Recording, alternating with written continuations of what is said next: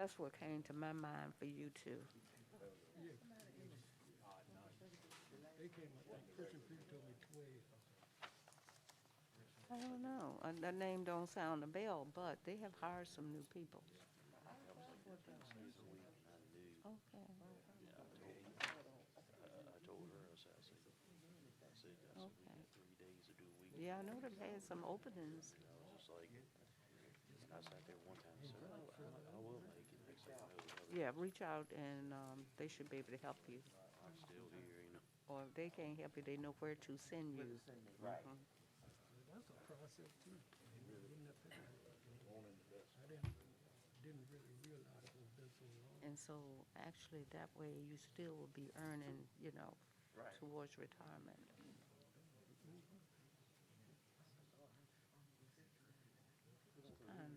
No, no. Isn't that good? Works are And go find something new to do. Yeah. from the start the same.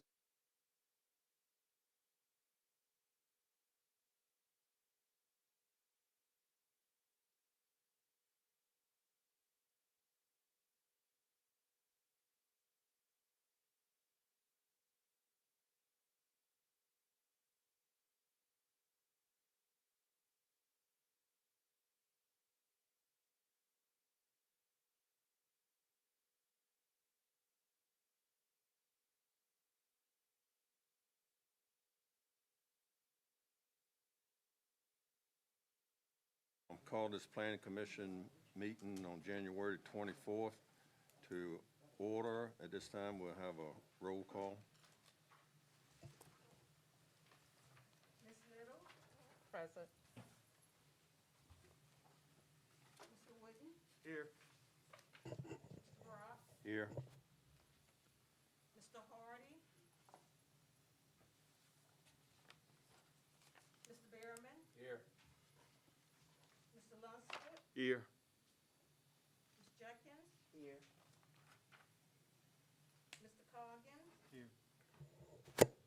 Ms. Chi, Here. Mr. Newby, Yeah. Mr. Stewart, Here. and Mr. Hardy. Mr. Hardy's not here. All right, thank you. At this time, we're gonna do something a little different. We should have been doing it all along, but we haven't been, so I'd like to ask everybody to stand, and we're gonna pledge allegiance to the flag.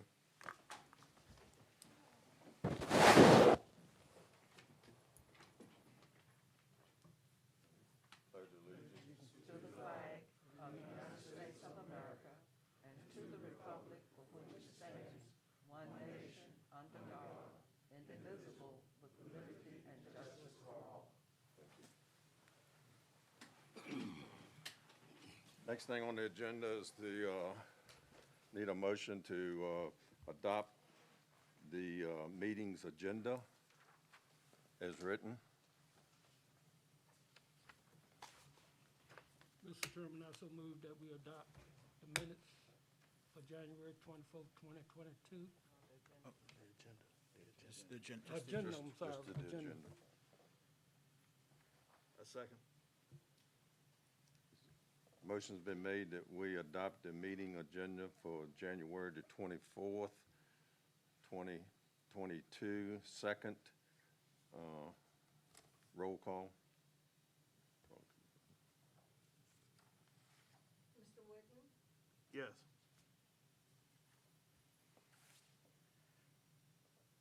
Mr. Behrman, Yes. Mr. Brock, Yes. Ms. Little, Yes. Mr. Lunsford, Yes. Ms. Jenkins, Yes. Mr. Coggins, Yes. Ms. Chi, Yes. Mr. Newby, Yes. Mr. Stewart. Yes.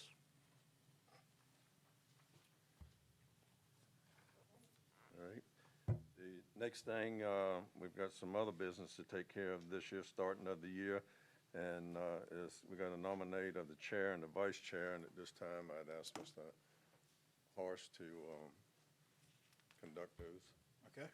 At this time, we would like to nominate someone to nominate a chair. I nominate Eddie Brock. Second. All right.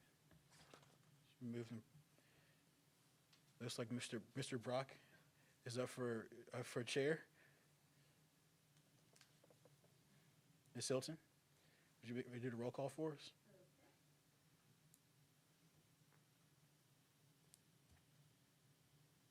Mr. Behrman, Yes. Ms. Jenkins, Yes. Mr. Lunsford, Yes. Mr. Coggin, Yes. Ms. Chi, Yes. Mr. Newby, Yes. Mr. Seward. Yes. How about you, Mr. Brock? I don't know. I'm going to abstain. Whew. Ms. Right. Little, Yes. Mr. Wooden. Yes. Okay. All right, Mr. Brock, it's all yours. Oh, thank you. All right, at this time, we'll do for vice chair. I open the nominations for vice chair.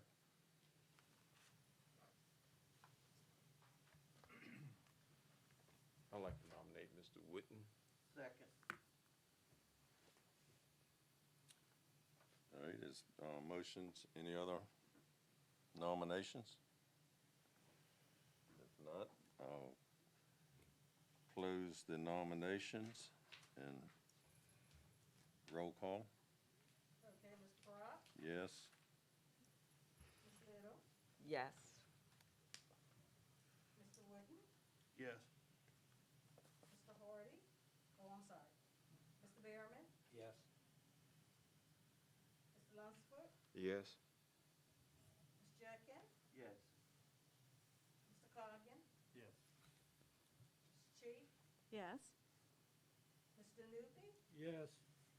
and Mr. Seward. Yes. Okay. All right. Next thing is, we got some consent items here, 3 of them. The dispositions of the minutes for the November 22nd, 2021. We have the Planning Commission bylaws and meeting dates for 2022. And are there any questions or not? I'll entertain a motion to accept these 3 consent items. I have some questions, Mr. Okay. Brock.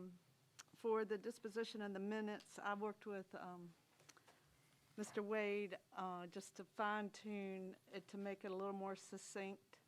You know, and I must say, I almost think he needs a round of applause for getting the minutes to where they are, considering he's pulling them from a transcript.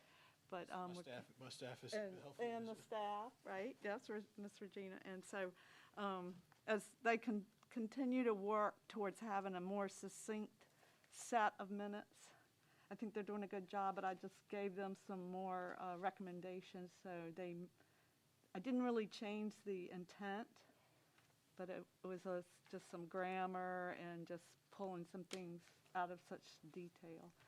So I just wanted to let you all know, I don't know what Mr. Wade, what you decided to do with my recommendations. I think what we may be able to do with this one, maybe take a second look at them, and maybe for next meeting, we kind of have in mind what we have with the bylaws that you guys have in there, kind of simply have it as a summary, because I think at this point although it is better than just transcript of 60 pages of transcript notes, I think right now we can summarize so that we can get to a place where you can look at it and probably in about 10 minutes actually understand what happened in the meeting.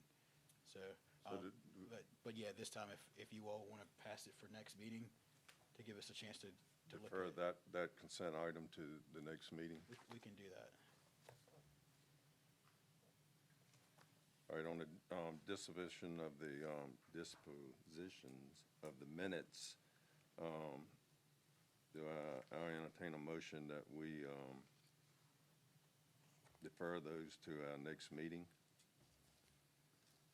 I'll make a motion that we move the disposition of the minutes for November 22nd to our next meeting. Second it. All right, motion's been made that we defer the minutes of the November 22nd to our next meeting. Do we need to do a roll call, or can we just do a? I think you can include that as part of the consent items, and then if you're saying for this particular number one item, you can defer that one, if you all agree on that one, to defer that to the February 2022 meeting. And then if you all are agreement with the rest of the consent items, you can do a whole motion for all of that. Well, I do have some questions on the bylaws, so before you go Okay. totally into consent mode. Okay. Then let's just do the distribution Yeah, let's of the take minutes, that, do yeah. one at a time. Roll call? Okay, Mr. Stewart, Yes. Mr. Newby, Yes. Ms. Cheek, Yes. Mr. Coggan, Yes. Ms. Jackin, Yes. Mr. Lunsford, Yes. Mr. Behrman, Yes. Mr. Wooden, Yes. Ms. Little, Yes. Mr. Brock, Yes. All right, the next two items on there, the Planning Commission bylaws. Ms. Cheeks, you made comment that you had some questions about that. And if this is something that we need to go through, what I recommend is we pull this consent item out and go back and review it at the end of our meeting tonight, because that could be a timely, thing also. Right. If, and that way we can get to the other things. So if the, the commission is in favor of that, I would like to pull that Planning Commission bylaws out and, of the consent items. And we will, review that at the end of our meeting. I'm fine with that. You want, If you want to do a motion on that one, just to make sure. right, you need a motion for that?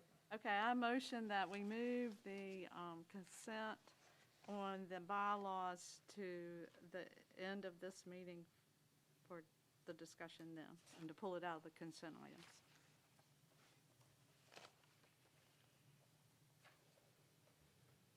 Is there a second? All right, motion's been made that we pull the Planning Commission bylaws out of the consent items and review it at the end of this meeting. It's been second. Roll call? Mr. Behrman, Yes.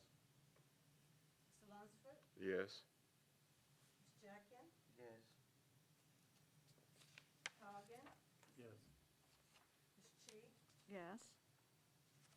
Mr. Newby, Yes. Mr. Stewart, Yes.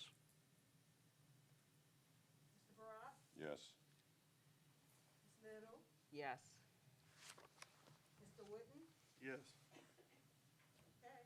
All right, the last item in the consent items is the meeting dates of 2022.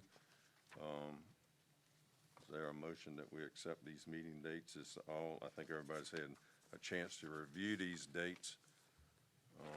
I'm not sure what I'm doing 1 month at a time, so a month out, I mean, for a whole year out is kind of, but I just need a motion to, if we accept these dates. They're the first Monday of the month, I think, or fourth Monday of the month. Except for those days that are asterisks. Right. That was November and December. I make a motion, we approve the 2022 Planning Commission meeting schedule as presented. Second that. Motion's been made that we approve the meeting dates for 2022. And second, roll call. Mr. Brock, Yes. Ms. Little, Yes. Mr. Wooden, Yes. Mr. Behrman, Yes. Mr. Lunsford, Yes. Ms. Jackin, Yes. Mr. Coggan, Yes. Ms. Cheek, Yes. Mr. Newby, Yes. Mr. Stewart. Yes. All right. Next thing on the agenda is old business, and having none. New business, I'll ask Mr. Wade to.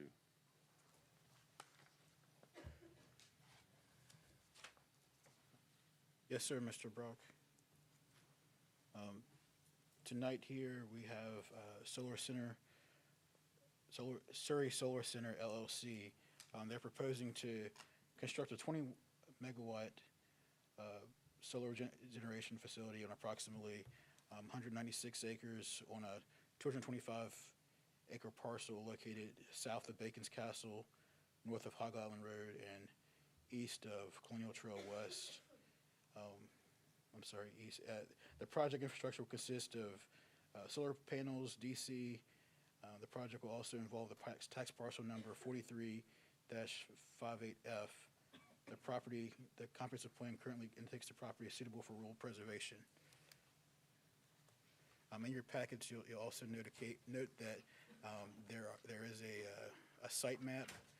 You'll see on the screen here that the grayer area, larger portion of the property is the project site. Just north of the property is Bacon's Castle property. This is a site map that was issued by the applicant, where it shows the location of all the photo panels, also showing you the buffer and where the entrance to the property is. You'll see that the entrance to the project is actually located on Hog Island Road at the southernmost, one of the southern boundaries. And instead of being on Bacon's Castle, there is proposed buffering along Bacon's Castle Trail. And they also intend, the applicant and the owner have indicated that a willingness to have agricultural projects in between the buffer area and the right-of-way along Bacon's Castle. So that's something else that you may not necessarily see in this picture, but that is something that they are proposing as well. To start this project out, there was a significant amount of community input. The applicant held 2 meetings for this application. Typically, we only require one meeting. They want input at both those meetings in July and October, and some of those concerns were the historic nature of the area, significantly screening the project from one of the most historic properties in this area.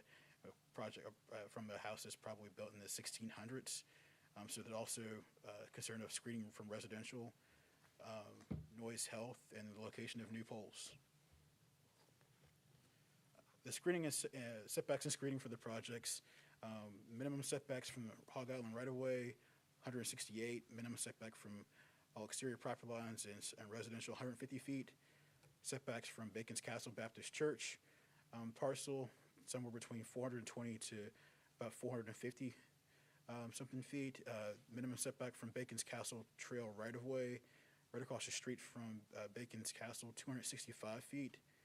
And there's also minimum buffering and landscape buffers from right-of-way, a combination of 50 feet to 100 feet, depending on where on the project you see.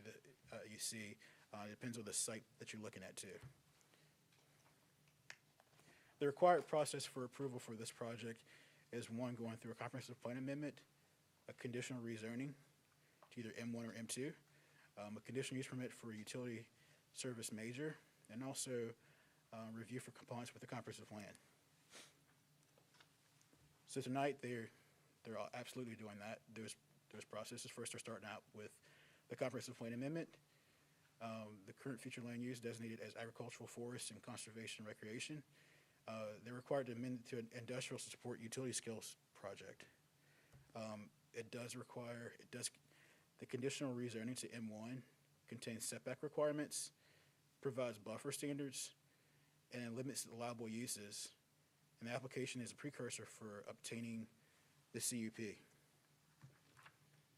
The CUP is the primary objective here, is to comply with the preliminary site plan, contains site development conditions for the development, and provides significant amount of buffer standards in the conditions.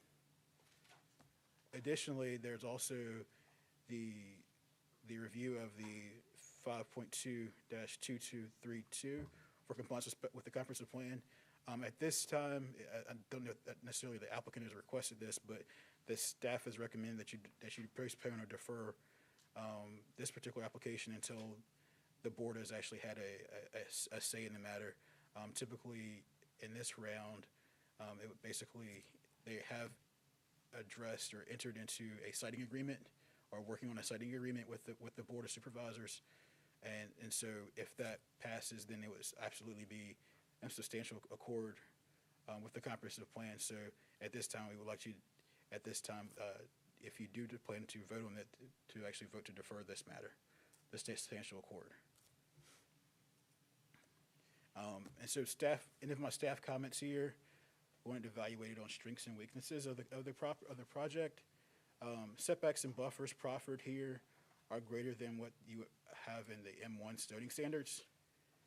The project is adjacent to a major thoroughfare, but it is screened. The majority of the parcel is not comprised of prime agricultural land that is currently in production, and the industrial use would also expand the county's tax base. The weaknesses of the project, one that you could not ignore, is the property is within a view shed of Bacon's Castle. Although within that view shed, the applicants have planned to mitigate that through buffering, which you would see in your application tonight.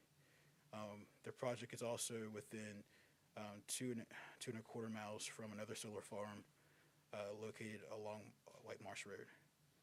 And at this time, we do have the applicant here. They do have a presentation they'd like to present to you tonight, and I'd like to give it over to them to present their application before you. Okay. I would ask that the applicant come forward and if you would, state your name and who you're representing and with. Yes, sir, Mr. Chairman. Good evening. I'm Greg Davis, and I'm the attorney for the applicant. Mr. Brock, in past meeting, you've granted me permission to remove my mask while I speak with the idea that people could hear me better. Is that acceptable to the commission? Is that whatever the county, I mean, I know it's my meeting, but Yeah, sure. I just didn't know what the county's requirements are for. They've been saying to mask the whole time. I will stay masked if that's the chairman's Are preference. the microphones on? I don't hear them coming through the speakers. Not like usual. Okay, they're on. Can everybody hear him? Anybody hear me at the microphone? Good. I'll proceed then, Mr. Brock. Thank you. As I said, I'm Greg Davis with the Williamsburg offices of the Kaufman and Knowles Law Firm. It's my pleasure to be here tonight representing the applicant. With me on the project team are Billy and Hugh Epps and members of their family, the property owners. The applicant is Surrey Solar Center, LLC, which is a division of Birch Creek Development. That company will ultimately own and operate the solar facility if approved on the property. Pine Gate Renewables, represented by Lorraine Bergman, is here tonight, and they're the developer of the project. They'll be in charge of meeting the requirements that this commission and the county established for the project. The engineering firm for the project is Kimley Horn, and with me tonight are Jamie Wiest and Nick Robertson from Kimley Horn. And as I said, my firm, Kaufman and Knowles, is pleased to represent the applicant, and with me tonight is Benny Zhang from my office. Mr. Chairman, you were generous with your time at a work session. A number of the members were not able to attend that work session. I'll spend a very little bit of time just bringing folks up to speed who may not have been here at the December meeting. Pine Gate Renewables, my client, is a leader in the solar industry. 185 employees. It's a big company, active in more than 30 states, with in-house expertise and a real passion for the environment and green energy. This project, as Mr. Wade mentioned, is a 20-megawatt facility, which is a relatively small project as solar facilities go, located on the Epps farm. Surrey Solar will be providing local power. This is not power that would be connected to the PJM grid, but would be connected to local distribution lines and serve Surrey residents. We brought these easels and we pre-printed the package because this site plan is a little bit difficult to see, but I wanted to walk you through it briefly. At the top or north part of the plan, the star here is Bacon's Castle site, and then here to the west is the Bacon's Castle Baptist Church marked with the cross. Route 10 is here on the left of the page. This is the Bacon's Castle Trail along the top or north of the page. And then here's Hog Island Road down to the south and east, and that's where the entrance to the project will be, off of Hog Island Road. Mr. Wade mentioned these setbacks, but they're important. It'll be 265 feet from Bacon's Castle Trail to the edge of the 100-foot buffer, which means it'll be more than a football field from the road to the beginning of the fence for the solar array. The panels will be farther set back than that. It'll be 420 feet from the church property to the beginning of the buffer. And then along the south and east boundaries of the property, there's substantial existing natural buffer, and that will be preserved at a width of 150 feet. So you see these buffers as I've described them here, essentially surrounding the project, buffering not only Bacon's Castle site and the church, but also our neighbors in the houses along Hog Island Road. Surrey Solar didn't start talking to our friends in the county yesterday. First discussions were in 2018 with the county and with Preservation Virginia, of course, the owners of Bacon's Castle. Then public meetings were held last summer, and we've continued our conversation with Preservation Virginia. We had a work session which the commission was generous enough to grant us in December, and we've been listening, as you'll see tonight. One of the things that's unique, I would suggest to you, members of the commission, is that the citizen outreach on this project has been tremendous. Not only have we had the series of meetings I mentioned a minute ago, but Pine Gate hired a public relations firm to go knock on doors and make phone calls.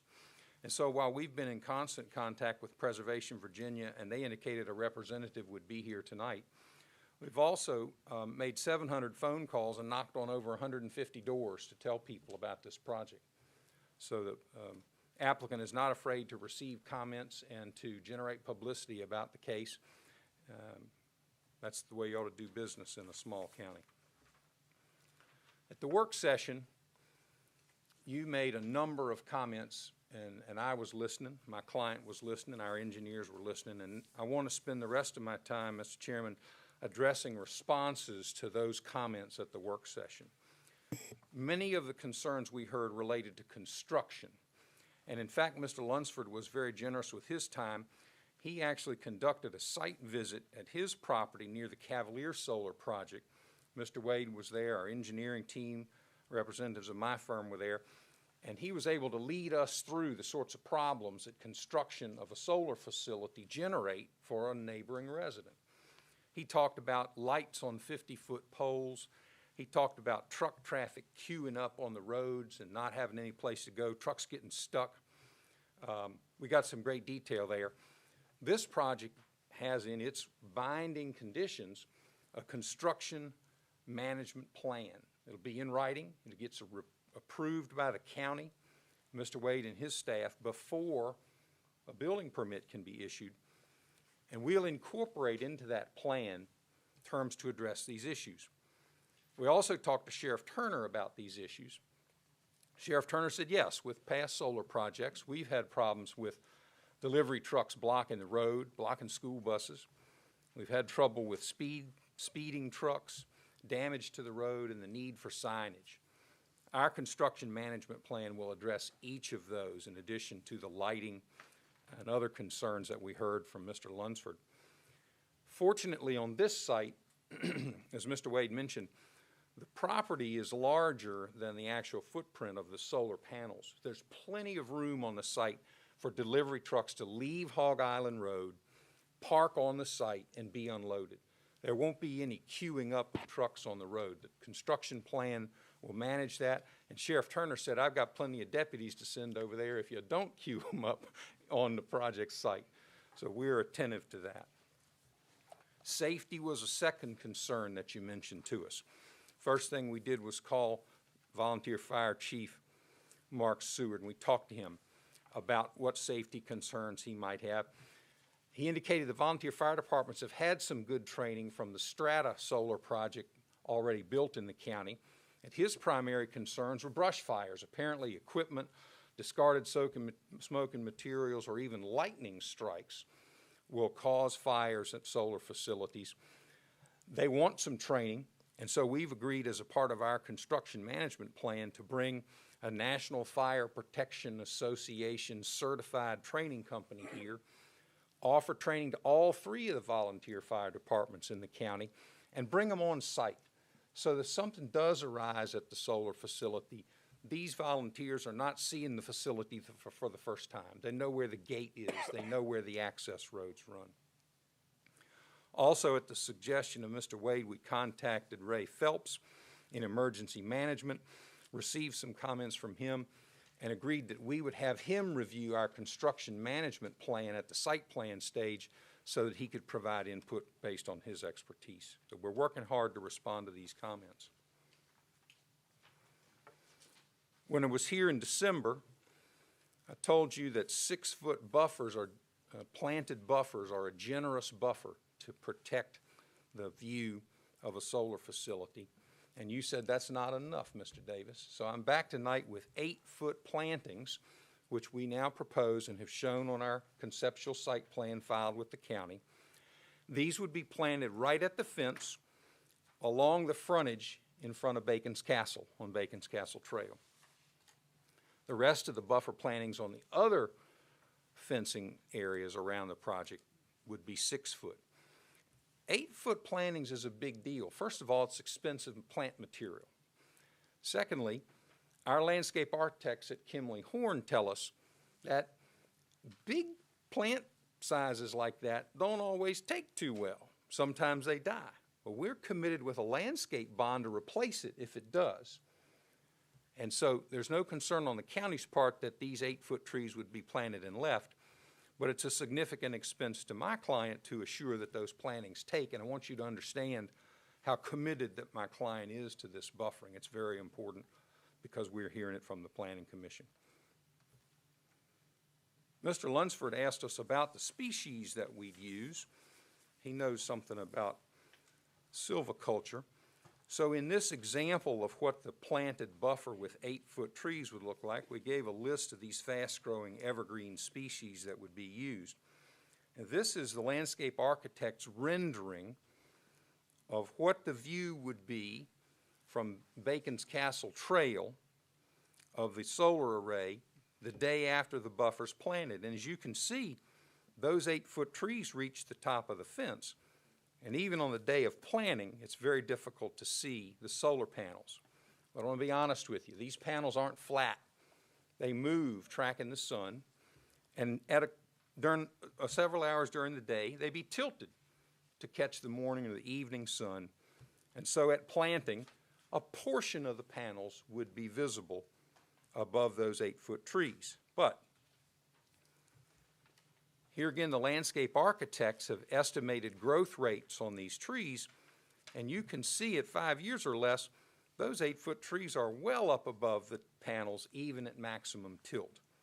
And that solar array would be very, very difficult to see from Bacon's Castle Trail. Here's what the buffer looks like conceptually at 10 years. A very effective opaque buffer that really blocks totally the view of the array. This picture's taken from the front steps at Bacon's Castle.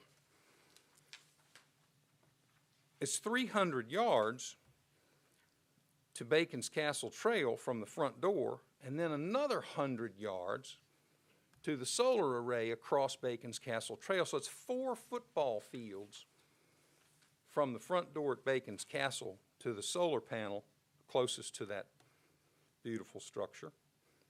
And in that 4 football field length is going to be a 100-foot buffer of 8-foot trees. Nonetheless, some commissioners said to us at the work session, it just doesn't seem compatible to have a historic site next to a solar farm.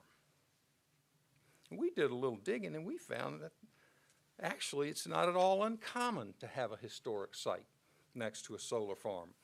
Up in Henrico, the historic Savages Station Civil War battlefield is right next to a solar farm. You can see the monument there in the picture. It's a 20-megawatt facility, same size as this one. And in fact, the solar panels cover part of the battlefield, approved by Henrico County.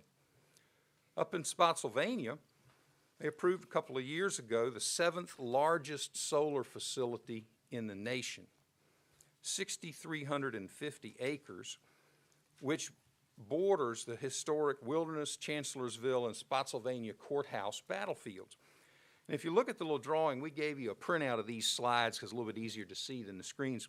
The yellow is the solar array, and that teal blue color are the historic battlefields. These solar arrays are going to be built within 100 yards of those historic battlefields that we've all heard of around Spotsylvania.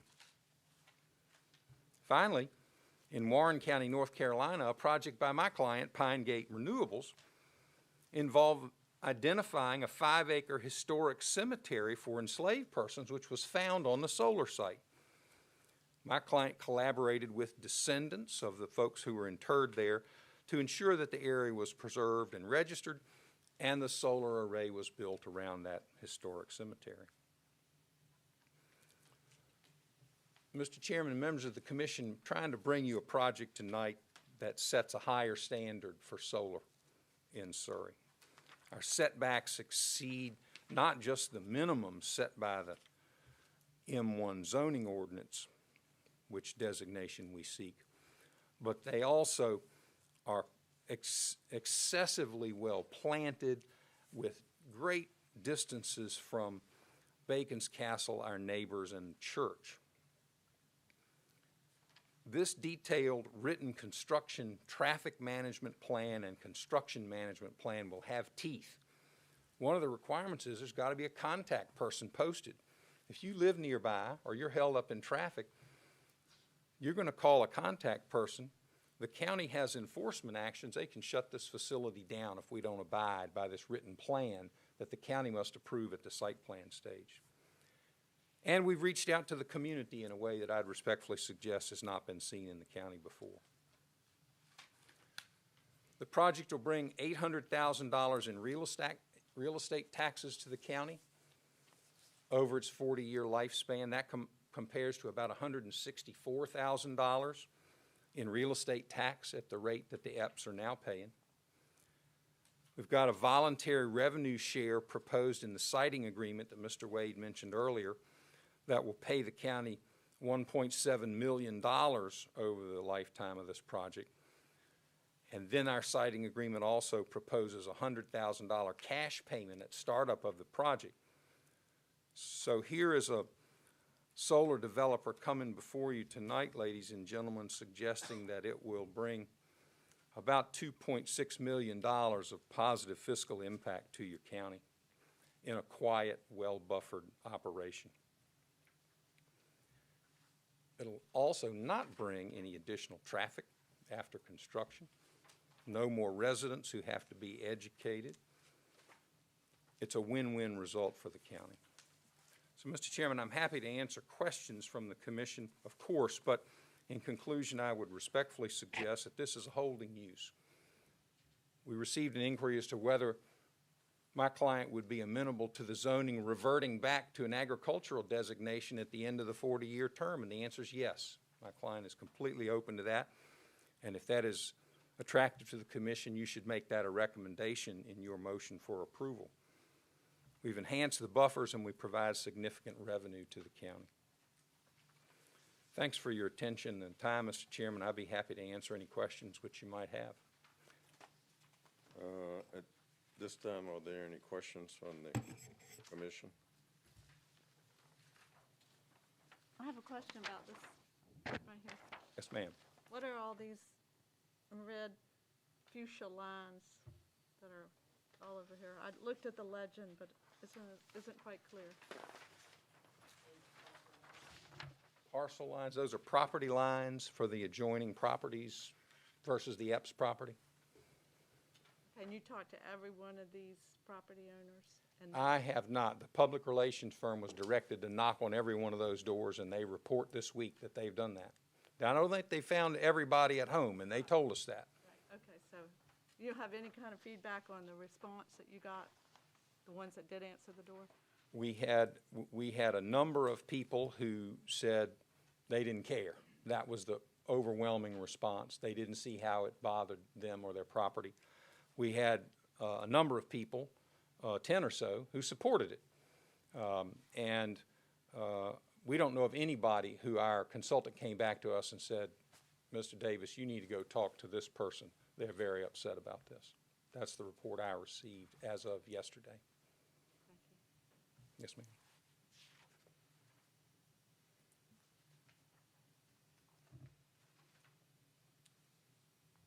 How many acres of actual panels is it? That's a site plan consideration, Mr. Berryman, but we think it's 190 or so will be actually occupied by the panels.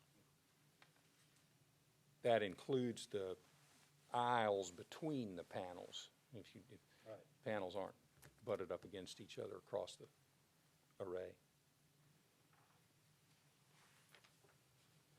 Mr. Davis, excuse me, can you clarify for me whether the proposed area for the panels is under cultivation now, or was it previously under cultivation? It was previously under cultivation. It is not under cultivation today. Mr. Chairman, I think Mr. Epps wants to address. Can he address? I think he was giving me the yes, it's not under cultivation now sign.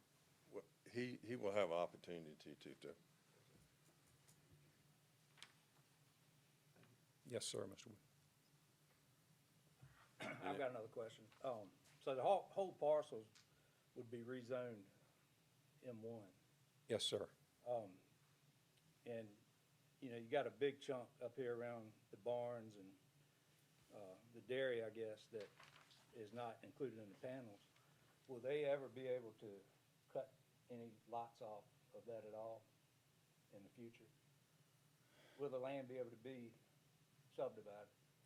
It might be a question for Mr. Wade. Yeah, the rezoning does not place any limitation on that. I don't know off the top of my head whether a residential lot would be permitted in the M1 zone. No, it would not. So they might carve a lot off, but they couldn't put a house on it. I thought the part of this was, the condition for this was to be rezoned M1 for solar panels only. That's correct. So Yes, sir. then there wouldn't be any way that you could do the other. I think you're right, That's Mr. the way Brock. I'm reading that. That's the I'm- proffers. There's two other uses here that you could actually use it for. I think they kept silviculture and agricultural are the only uses you can have it besides a solar, which requires a CUP. So the only permitted uses by right would be agricultural and silviculture. And the whole thing would be M1 and taxed for M1 then? Yeah, it would be all M1, but All M1. M1, but the only uses are allowed would be agricultural, silvicultural, and the CUP that if it were approved. Right. Nice. Does that answer your question? Yes. Any other questions or?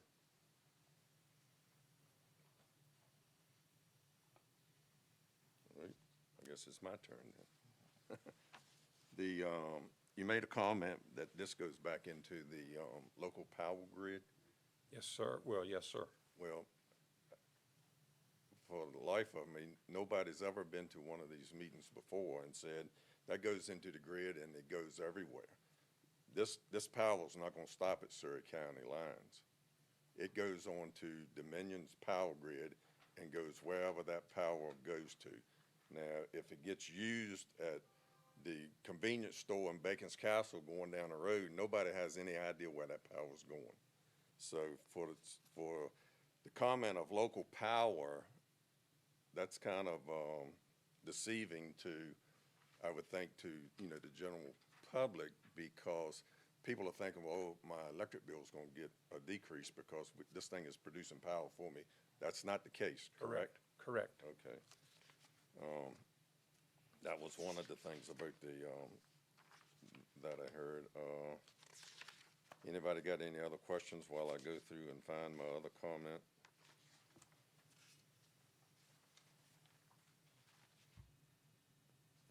If not, the other comments was you know, you have increased your plantings or buffers to 8 foot. And Yes, sir. And you show your buffer estimated at planting, and, you know, at every one of the meetings we've had before, the comment was, we didn't want to see the panels. And at this picture here, 8-foot buffer estimated planting, you see the panels. All right, and then when they're at 8-foot estimated planting, they're cocked up in the air, because I think they go 18 foot in the air.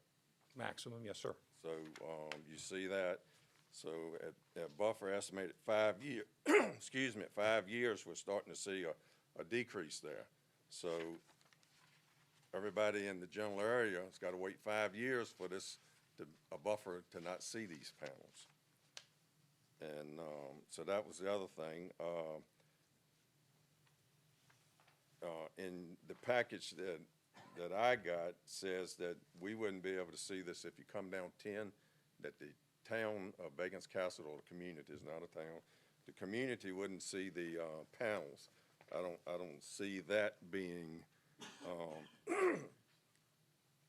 I don't know how you can help not see them coming down the road, because you're not, the buffer that you're putting up, riding down Bacon's Castle Trail, you'll see them. The about football fields away from the nearest solar panel at Bacon's Castle, that may be true on the front doorstep, but you got to come down 617 to get to it. So, you know, the buffer of seeing that, I still have a question.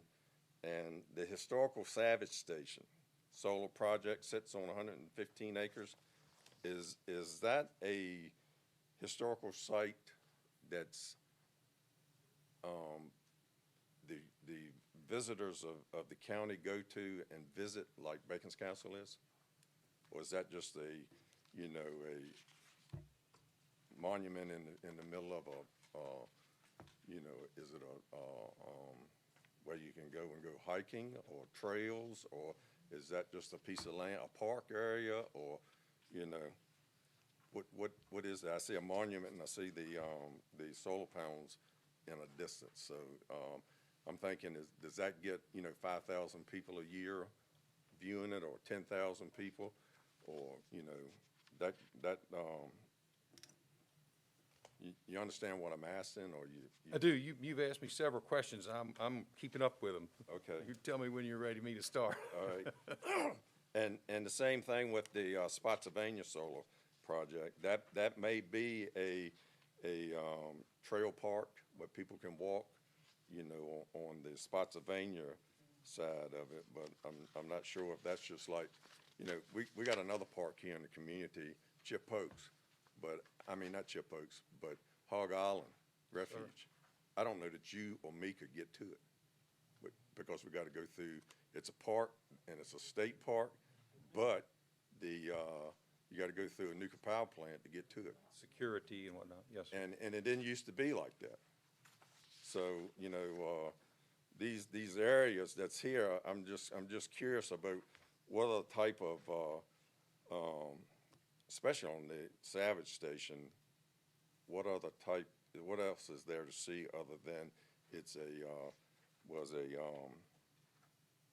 I don't even know what the Savage Station was. Was it a battlefield? Was a battlefield. The troops from the south put the troops from the north in retreat. I did my homework on that, but it is a battlefield. And there's not a structure there, as best my research tells me, Mr. Brock, so I don't know any visitorship data for that or Bacon's Castle. But I think the point of comparing these historic sites is that if it offends one's principles that there are solar panels near a historic site, it needs to be viewed in light of the fact that not everybody feels that way. Your question about the buffers and the visibility of the panels, I think, requires any land use planner to say, look, are we talking about a screen, an opaque screen, or are we talking about a buffer? I've been involved in a couple of shopping center development cases, and counties, localities don't want to see all those cars sitting out there on the road. So they plant bushes. They're not as tall as the car, but they soften the view of the vehicles. Well, as you point out, Mr. Brock, the day we plant these plantings, if those solar panels go to full tilt, if you look, you'll be able to see them. But that view is going to be softened immediately by these plantings. And then, in a few short years, it'll be an opaque screen. But no, don't mean to suggest to the commission that you won't, if you're driving down that road and you're looking for solar panels the day after this buffer's planted, you'll be able to see them, but it'll be softened. And the same from Route 10. I hope that's responsive. I understand your concern over the view shed, and that's, I think that's the key to understanding our position on the way these plantings work. I'm just, my whole concern of this is the, a comprehensive plan that we wrote several years ago was to save the integrity of our way of life in Surrey County and the cosmetic of it. You know, the forestry and agricultural. We are an agricultural predominant, you know, community, and that's my whole belief. And in reviewing what this project is going to do, me personally, I don't see how that meets that, you know, requirement. So, you know, like I said, I'm one, but these are, if somebody's got any other questions, that's just my view of this is not in line to me with our comprehensive plan and our solar ordinance, which they're not in conjunction to start with, you know, the thing. And then we're going to got to rezone it to an M1 district, you know, that's going to be rezoned all over this county. And I know we're talking about this project, but this is one of many M1 zonings to come. So if there's not any other questions. Mr. Brock? Yes. If I might also add to what you're saying, in section 4.1 of our ordinance, it says the layout shall be designed to avoid important historic, archaeological, and cultural sites.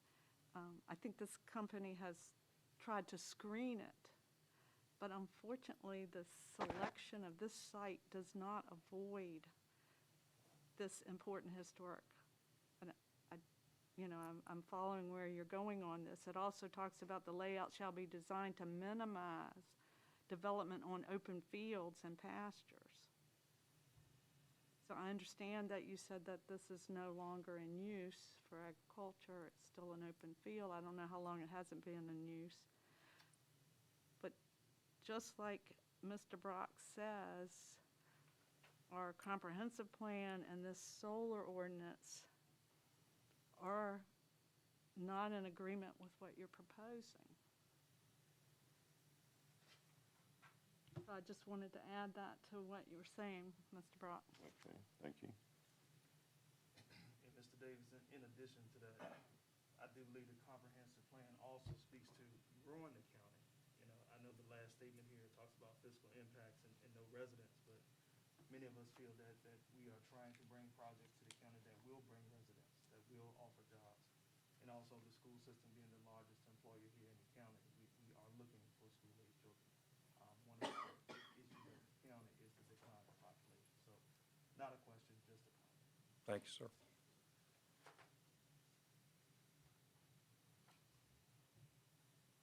Are there any other questions for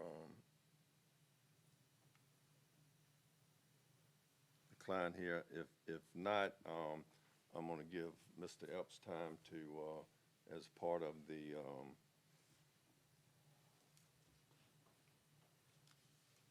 landowners or the applicant to, if he would come forward, want to come forward, then, you know, if you got questions for him, I know one of the questions would be the farming thing, but, you know, that's.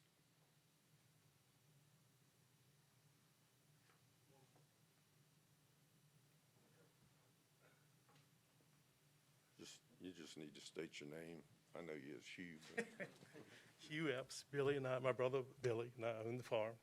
The one thing that I noticed, and Lorraine is who I communicate with all the time. If you look at the map, can we pull that map up again? We're not, the property line for the solar farm is the, what color line? The green I have on here.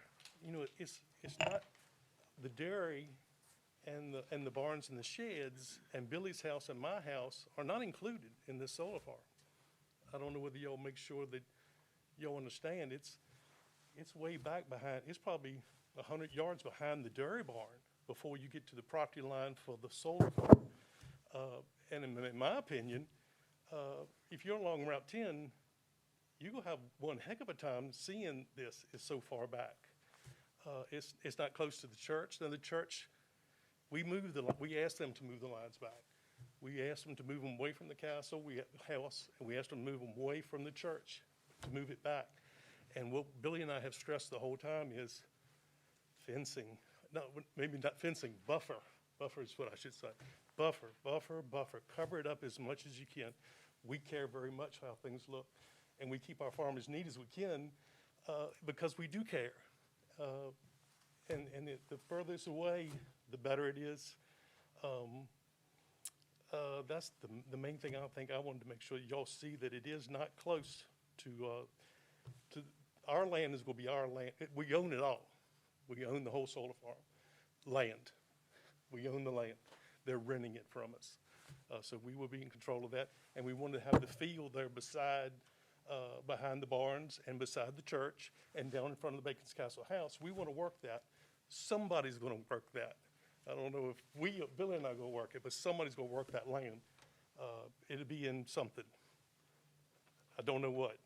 It's the farmers that are here, I don't know. It's going to be in something. We're not just going to let it grow up. And it is a far enough away. I don't think you're going to see, if you can see any of this from Route 10, it's going to be very minimal that you will see. Now, on 617, until the trees get up, you might see a little bit. We thought about this and talked about it a long time before we decided to go along with this. It does provide electricity. The power plant goes down, something happens to that. Where are we going to get electricity from? We got to have it. They're doing electric cars now. Where's electricity going to come from? The power plant, they said, is not enough. They need a backup. Billy and I figured this it's not just for us. It's for more than us. That's our opinion. Any questions? the question that they had about the land is still farm now. It's just not. Yes. Wayne, It's not nothing planted right now because of, Wayne, my nephew, Billy's son, worked the crops last year, yeah. But it's getting so close now to whether this goes through or not goes through. We recommended to Wayne, don't plant anything. If you plant something and he gets turned down in March or April, what's he gonna do? He's got some crop planting there. It's money to him. So we recommended to him, don't plant anything until we know for sure which way this thing's gonna go. And then, And we understand that, Mr. Evans. One of the reasons I asked is because when we were working on the comprehensive plan, one of the things was trying to shy away from active farmland that was in cultivation at that particular time. Eddie knows our farm, Mr. Brock, knows our farm. It's very sandy. You want to see 4-foot corn growing and burning up year after year? Billy and I saw it for years.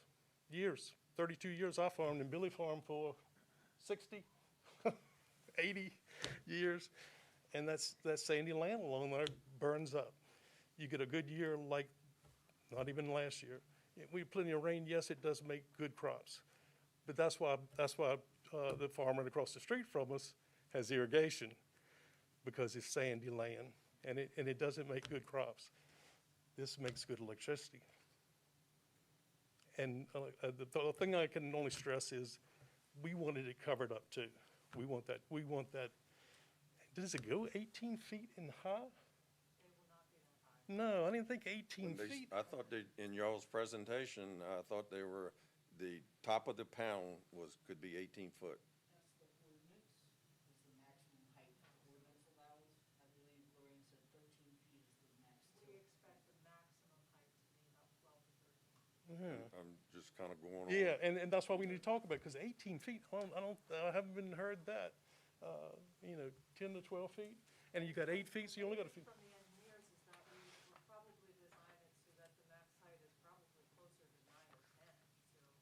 So, and that's at that peak, first thing in the morning and late in the afternoon. The rest of the day, it's kind of flattening out as it's tracking through the day. So it's very limited amount of time at those peak elevations.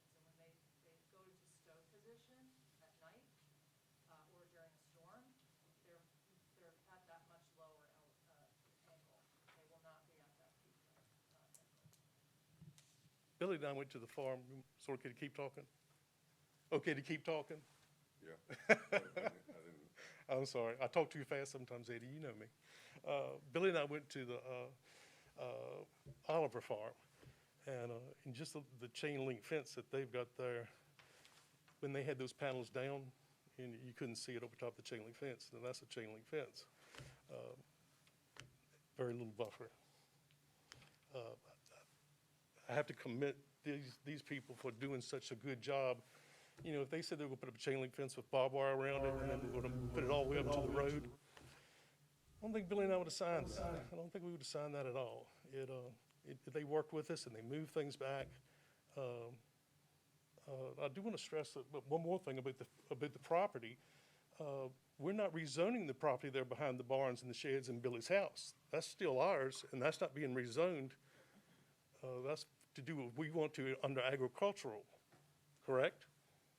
Correct? Well, the entire parcel has to be rezoned. Within the fence. Agricultural use behind it, if you lease your land for that dairy farming, on all of those open acres, that's up to you. You're welcome to do it, because we are not leasing it from you, it's yours to use.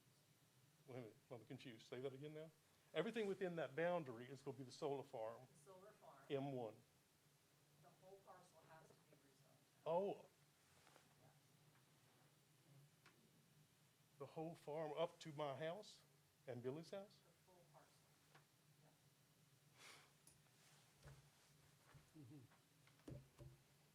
see, it almost seems, I mean, I'm gonna tell you, be honest with you, Hugh, And that's what I want you to be. and the committee too, we've had 3 meetings, and each time I get a little bit different information. I don't have anything in writing except for what I got tonight, which is to say, because I've heard 18 foot for, I think, Yeah, on these yeah. panels. We got Now they're 9 feet, or 10 feet, and, until they put them up, and then after if we approve this, there's no going back. You're I mean, they say that we can tell them to stop. It's a whole lot easier to ask, I tell people, it's easier to ask for permission or forgiveness than it is permission. But I've been under the impression that only the land inside the buffer zone would be rezoned M1. That would be it. Not my house, not Billy's house, not the few acres that Billy and I own together. Y'all's houses are different parcels. But the dairy barns and bins and drying sheds are all on Billy and I parcel own, that's gonna be rezoned. we own that together, yep. And that's gonna be rezoned M1, and who's gonna pay the M1 tax on that? I'm bringing up some things maybe I, well, I'm gonna have to get you, so we can Give me move. the stop. You want to talk with your Yeah. Yeah, you need to go back and do that, and I'm gonna move this on, and, I'm glad we talked. and if that's, if that's the motion that they wanna be, but, seems like there's some questions that needs to be answered here, Yes. and, I'm glad I came forward, and thank you, Eddie, for you might not need our, our vote on this tonight. Now, they might want it, but that's gonna be up to, I'm, thank you. When that And I guess one of the other, comments that you said that y'all were gonna own this project, or you were gonna own it. You're leasing it, so that's another, somewhere in this project team thing here, you're the tenant applicant, right? Pine Gate Renewables is the developer and will be in charge of complying with whatever the county were to approve, if it were approved. And then the operator, which is Surrey Solar Center LLC, would operate it, run it, and sell the power. And who owns the land? The Epps own the land. So it needs to be, to me, on this project team here, because if I was reading this right here, I would say y'all own everything. It's like you bought the land from them, and there should be a lease agreement or something, or. Tenant, Yeah, yes, sir. okay. Yes, sir. So, because, in here, you just got them as the landowners, and maybe that's it, and there's a lease, but,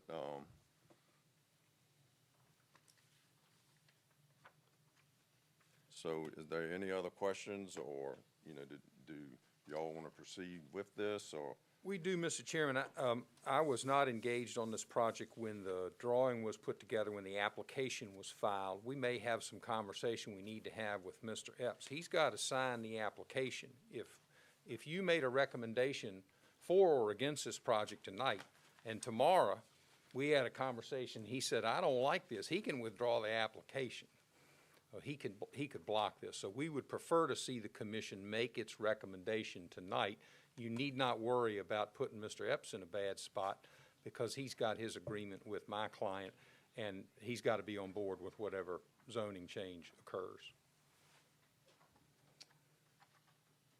Okay, and, so if there's no other questions for y'all, then, Mr. Wade, we need to open this as a, public hearing. Yes, sir. Is that correct? All right, at this time, I will ask that we open this as a public hearing. The public, anybody for, against, or their opinion, come forward, state your name and address.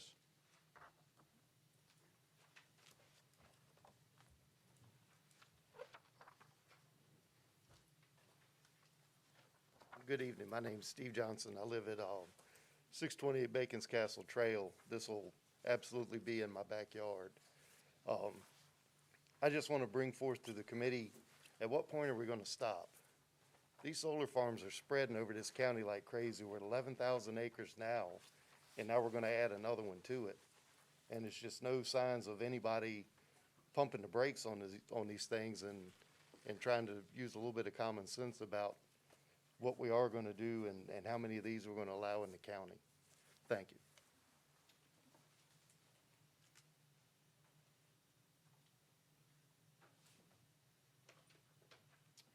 Anybody else?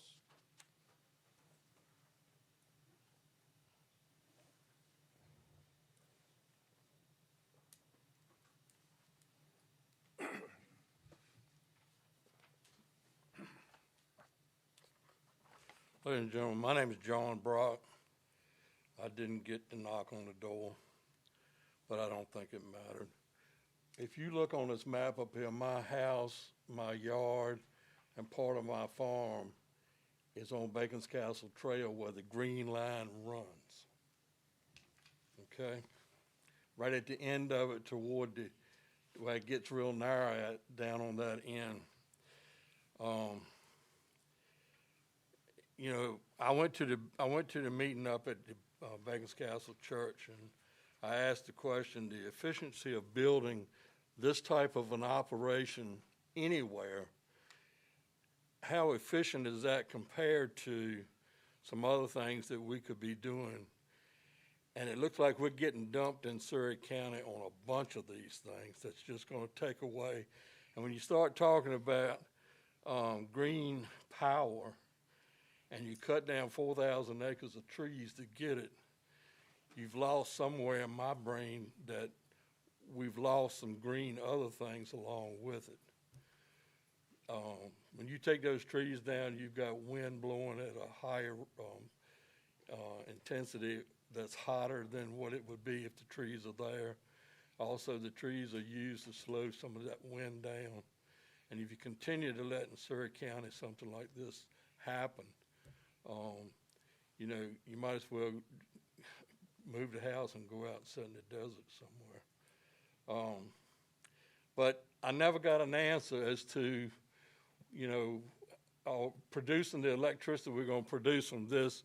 Is it cheaper?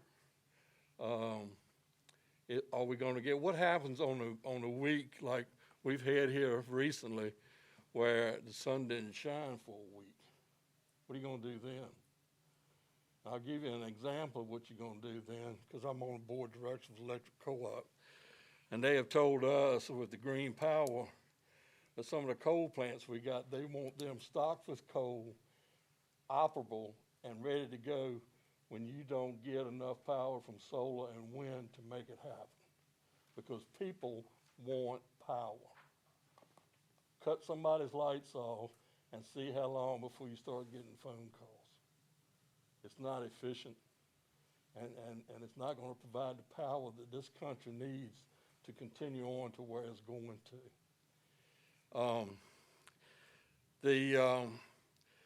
I also asked, are these things being made in the United States? Mr. Brock, you need to. Well, this lady right here was the one I was, okay. All right, I asked them if they're being made here in the United States. Do we get to build the things and then have them shipped to the site? And if you need a part for one, is it readily available, not sitting on a ship out off of Los Angeles somewhere? And I was told that they were being built in Asia. Guess what? So, you know, hurricane comes through, tornado comes through, just happens to hit this spot right here, which is, it can happen. Where are you going to put the residue from those panels being tore up here in Surrey County? What salvage yard is going to allow them to be put in their place? And so, you know, and have you got to pick them up and take them back to where they came from?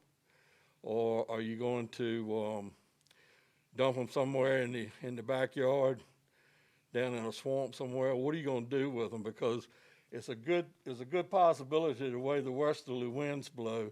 If it hits anywhere in that field out there, it's a good possibility it can be in my front yard or on my farm. And who's going to pick that stuff up? I didn't put it there, but I might end up with a bunch of it in the yard if there's a tornado that comes through or something like that. So, but that hadn't been addressed for my part either. So, and we continue to put them here. Somebody has got to answer these questions, along with the questions that how big is the buffer going to be around the fence and all that kind of stuff? Because I got to drive by it every day. And I didn't get an answer as to whether possibly my property will devalue because of what other people have got to drive by. And I don't think I'd come over here to build a house or to utilize the property I got if I've got to come by a solar panel farm to get to it, and another one possibly being on the other side of Hog Island Road. And so, you know, I think for my part what the board should ought to do, and that's the Board of Supervisors. I know y'all I was on this board at one time, and so I know what you guys have to do. You have to research it and then hand it over to the Board of Supervisors. But, and I don't know if this can be done, but until we see what we've already got can cause havoc to the county, you should put a moratorium on them and don't let any more be built until we've had time enough to see what might happen that could cause us in Surrey County not to really have wanted anymore. But if you continue to let it happen, it's too late to worry about it then. So, but, you know, I don't think they're efficient. We can look in Texas and see how efficient the windmills were. And again, there are all weeks that the sun might not shine. And if it doesn't shine, guess what? I hope it ain't the power in Bacon's Castle that's gonna get cut off.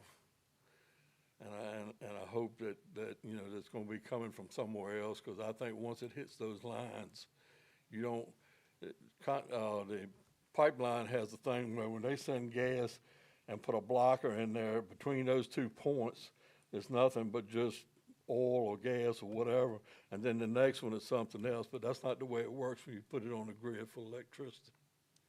So, you know, I'm sorry I feel that way, but I see a real deterrent to the property that I've been paying taxes on in Surrey County, and what might happen to it under certain circumstances. And they need to, you guys and the Board of Supervisors need to take a look at what we're doing here and just decide what we want to do here, because there are other counties that don't allow it at all. So anyway, I thank you for your time. Any other comments?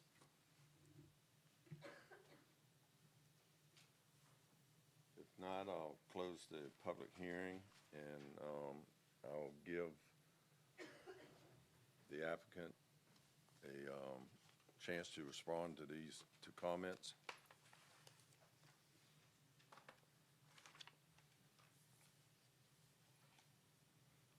Thank you, Mr. Chairman. It's hard for me to respond to Mr. Johnson's comment and one of Mr. Brock's comments that there's too much solar in Surrey County. I think that's a decision for a Board of Supervisors to make with a Planning Commission's perspective and recommendation. I will say that I'm pleased that Mr. Brock was able to attend a public session or two. He might not have been home when they knocked on his door, but I assure you we tried. As for what happens when the sun doesn't shine, Virginia Electric and Power Company's thought of that, right? There are peaker plants that kick in when there's not enough current being generated, and when it's a cloudy day and the solar's not generating, or it's a calm day and the wind turbines aren't generating, battery storage facilities are being set up all over the Commonwealth, store electricity and provide it on those cloudy and calm days. I've spoken to the commission at our work session about the hurricane and tornado risk. These panels are designed and built to building code standards, which the county must approve. There are safety standards applicable. I'm unable to find examples in my research in preparation for tonight of cases where the wind blew a panel off a rack and into somebody's house. I have found examples where excessive rain or wind caused the rack to collapse or fall, but these panels are not toxic. If they hit the ground and have to be cleaned up, they're basically purified silicon. The old style panels that had cadmium telluride in them are no longer used. So the concerns over pollution are not well founded. I'll close, Mr. Chairman, by saying I get a sense of the feeling of the Planning Commission tonight, and there may be some questions we have to address with our landowner, Mr. Epps, but I'd respectfully request that the Commission make its recommendation tonight, because as I mentioned earlier, if we've got some changes to make in the application at Mr. Epps' request, we can come back, or if he's satisfied with the input from Mr. Wade about what he can and cannot do on his farm after it's zoned M1, that will allow us to move the project ahead to the board timely and not leave the Epps hanging. So thank you for the opportunity. Thank you. Is there any discussion amongst the, or further discussion or questions? Mr. Chairman, earlier, I think I heard that this project is not in line with our comprehensive plan. and, ordinance, solar ordinance at this time. Did I hear that correct, or?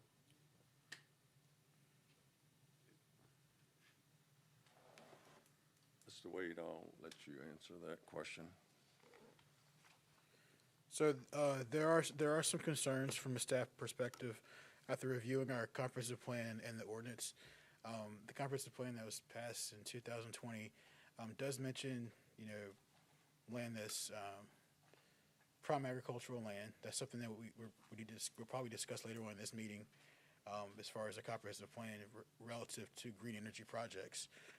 But the current way that the ordinance the actual comprehensive plan reads right now is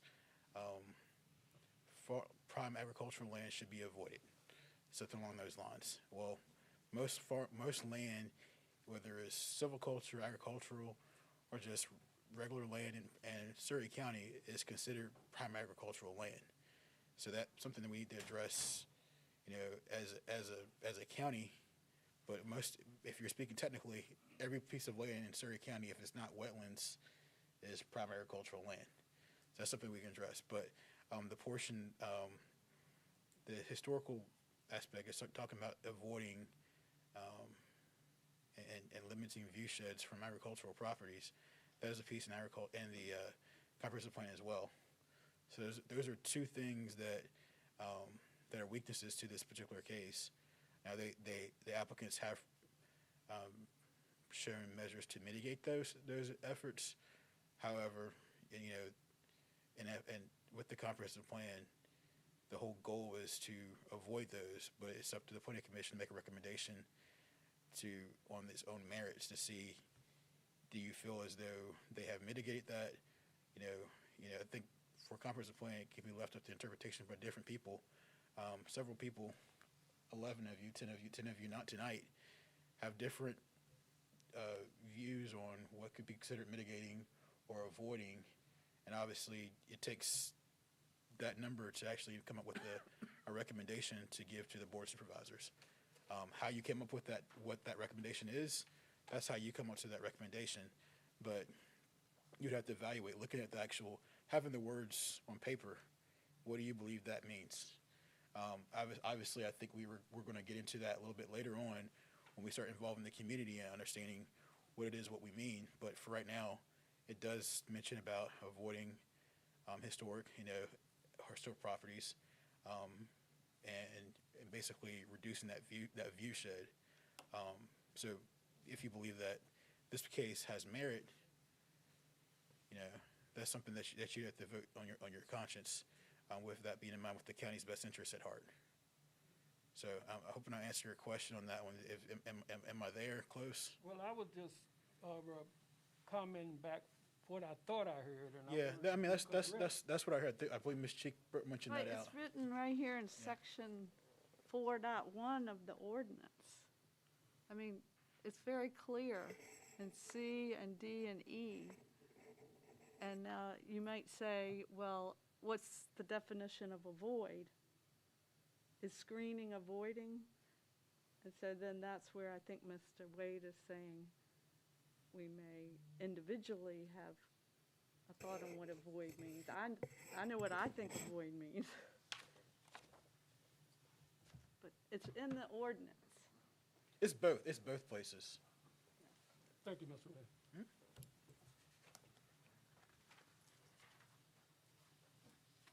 Any other questions?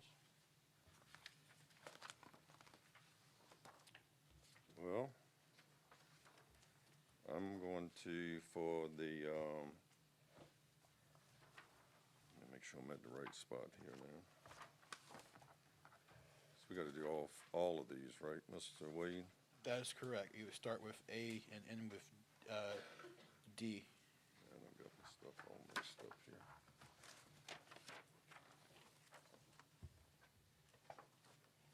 Comprehensive Plan Map Amendment Yes, sir. 2022-1, That's correct. and that's to, resolution, if whatever we decide, we'll send a resolution to the Board of Supervisors whether we approve this for the change or deny it or defer it. Correct.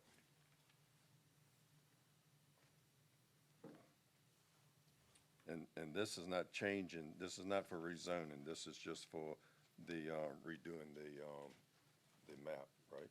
Yes, sir. This is the map amendment.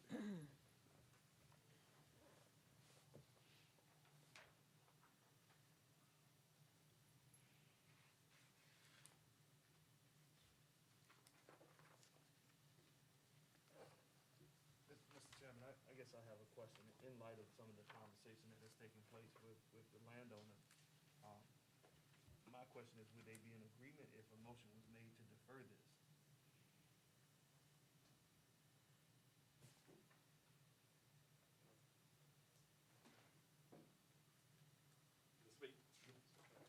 I'm sorry, Mr. Chairman. That's it. Mr. Brock, it's okay if I speak? Yep. All right. I was confused. I wanted to be clear, and I want to hear it in public, and she has confirmed it with me. If it gets rezoned M1, the whole 200 and some acres that Billy and I own together, that will be taxed on that M1 rate, the whole thing, even though the fence is moved back. They'll still go pay the taxes. We pay the base rate. I don't know whether y'all need to know the details, but they're going to pay the taxes for the higher M1, not Billy and I. And if they cut 20 acres off, I said, oh, man. Now, we got to pay for 20 acres that's not in this. It's going to be M1, and we got to pay higher taxes. Billy and I, no. The whole 200 and some acres is up for vote or whatever. They pay the taxes on that difference. Billy and I don't pay that. His house, my house is so totally separate. That's what I was concerned about. I'm sorry, I don't look over y'all's way. Okay. I'm not used to this. That's all right. So that's what I was concerned about. She's confirmed that my house and land and Tina's and Billy's house and land is not included. The 220 some acres that's included in Billy's and mine together will be rezoned M1, and they will pay the taxes difference. So that's what I was confused with, and scared me. Now, it's up to y'all and everybody else on whether you proceed or not. I'm happy, Billy. We're happy. Thank you. Thank you, Lorraine. Mr. Chairman, if I may, in response to Mr. Wooden's question, we would like to have the commission's recommendation tonight. If there were a specific point, if you said, Mr. Davis, you need to move that fence, or you need to figure out a different kind of tree to plant, I might say, well, let us defer a month and come back with that change. But the concerns we're hearing are fundamental: comprehensive plan, quantity of solar in the county. And so based on that, I'd respectfully request that you make your recommendation. And that'll allow us to move ahead to the board and resolve a case one way or the other.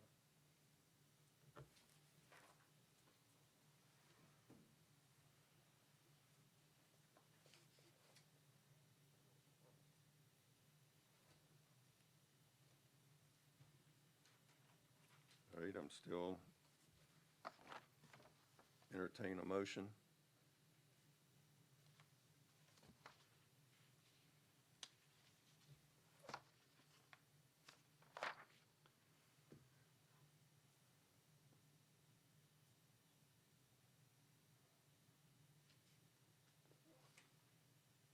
Mr. Chairman, Yes.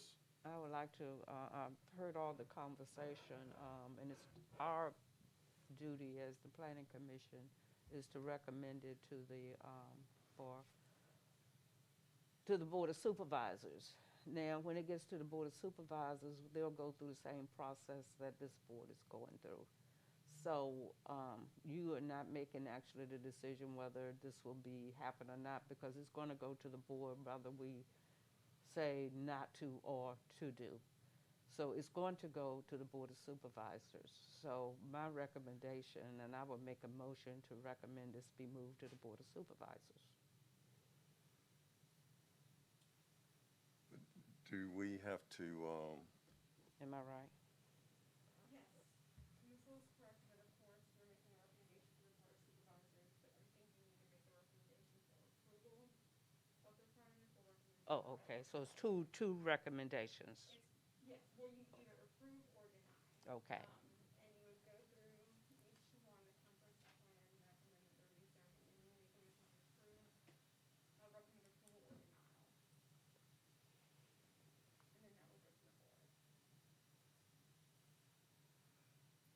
Okay, so we're on one of our conditions. We're on the comprehensive plan, the map amendment, the first one, Item A. A. Under, if you go into the agenda part of our package, Right here. Okay, so we have to take each one as we go. yes, ma'am. And this is to change the map. And to give you a little bit of information, the one we did before was,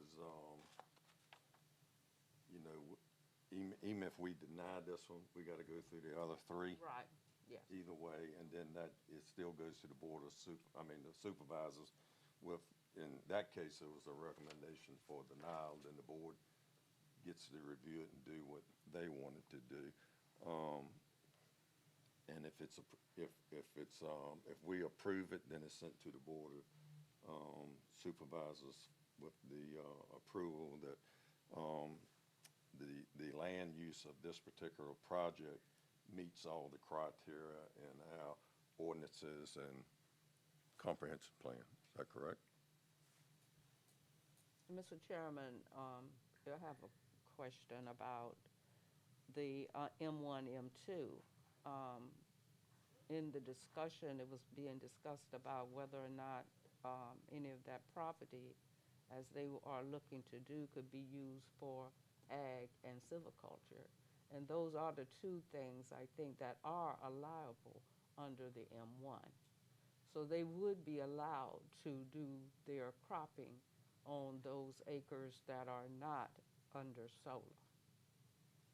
Or they can put trees, because those are two items that can be, go along under an M1 as allowable. Right, but if the whole project is rezoned M1, then is the taxes, because that was a concern of the landowner, you know, said, well, okay, we're gonna keep 40 acres out of this, but it's been rezoned M1.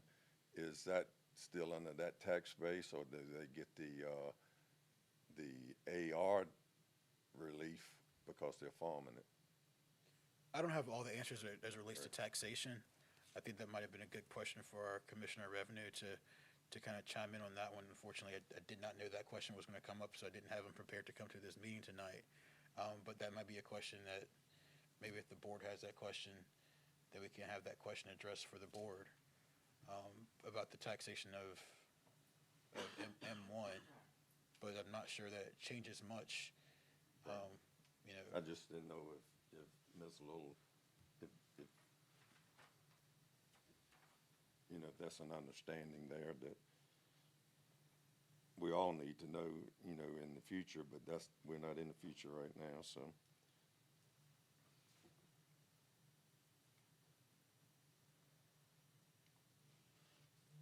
I've got one other question, I guess. This parcel, does it extend, I guess that's southwest of Hog Island Road? I mean, it looks like this map here I'm looking at. there's a piece of it that appears to be south of that, but Is that a question y'all can answer? I don't know who can answer it. It's not on the right-hand side. No, but does the parcel, part of this 225 acre parcel extend across Hog Island Road like it looks on this map? No. yeah, the GIS maps may be incorrect. Okay, I mean, well, it's right here, vicinity map, and it shows it across the road, and this was given to us by, Well, that piece right there was given to you by staff, so that the GIS might be inaccurate on site, but okay. I just you all wanted did, to make you sure all did a about that. survey, correct? Okay, they did a survey. Typically, the survey part you take as a legal instrument, So it is all that side of Hog Island Road. according to their survey. Okay. Over here? It just shows it on, Oh, the like you land said, is The GIS. GIS. Okay. Right. But it doesn't come across here. Did I come over here? All over there. The green boundary.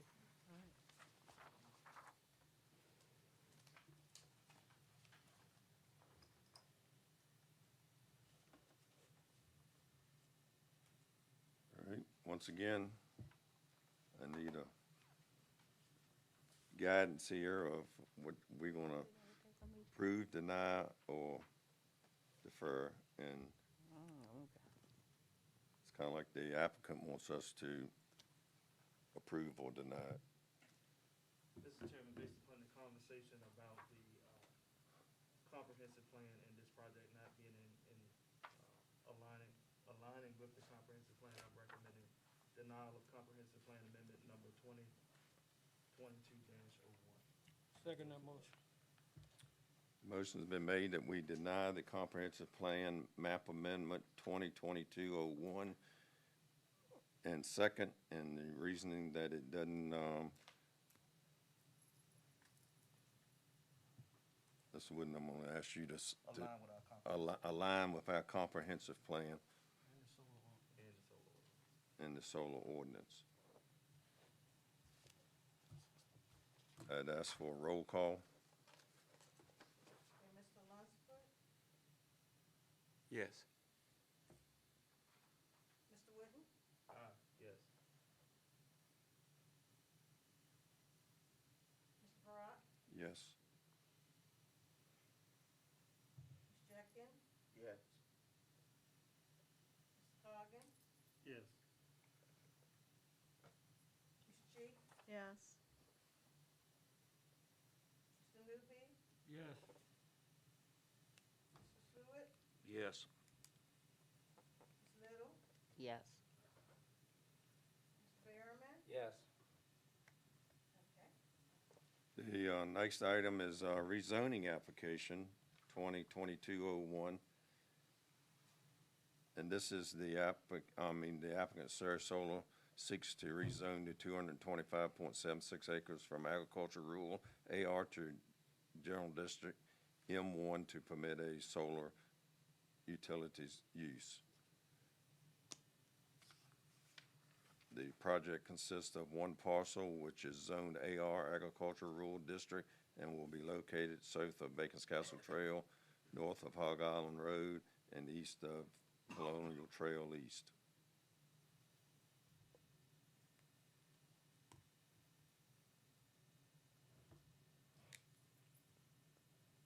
So is there a recommendation for the rezoning application?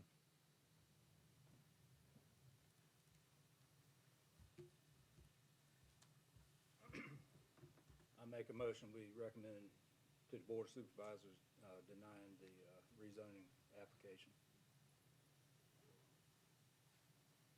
Second. Been properly moved and second.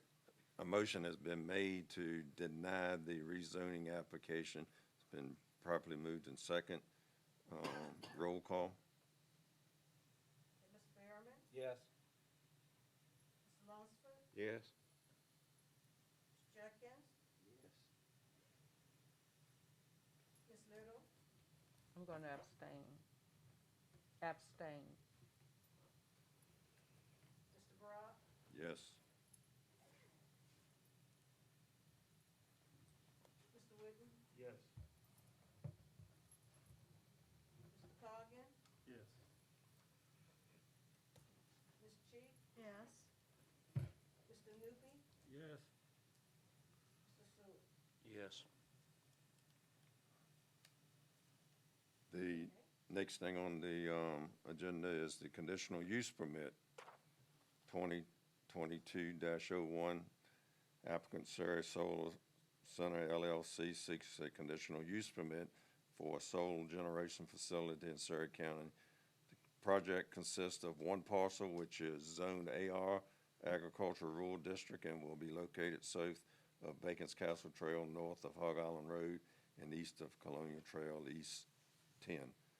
The proposed CUP includes conditions to mitigate any adverse effects of the proposed facility to the affected parcel and immediately adjacent parcels, as well as facility decommission.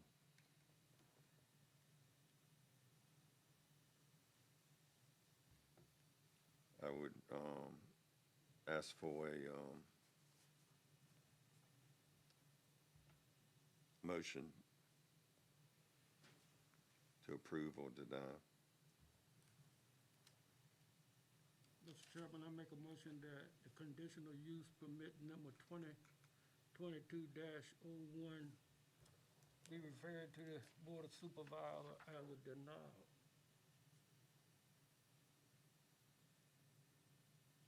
Second. Motion's been made that the conditional use permit 2022-01 be referred to the Board of Supervisors as a denial. And second, roll call. Okay, Ms. Jenkins, Yes. Mr. Coggan, Yes. Ms. Cheek, Yes. Mr. Newby, Yes.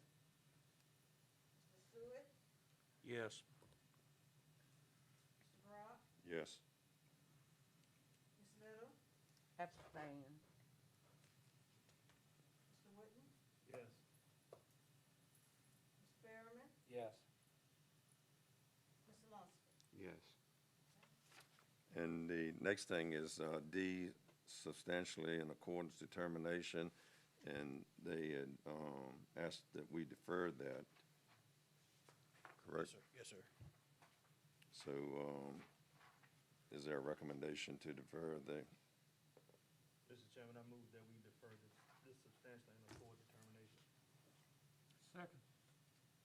motion's been made that we defer the substantially in accordance determination, and second, roll call. Ms. Little,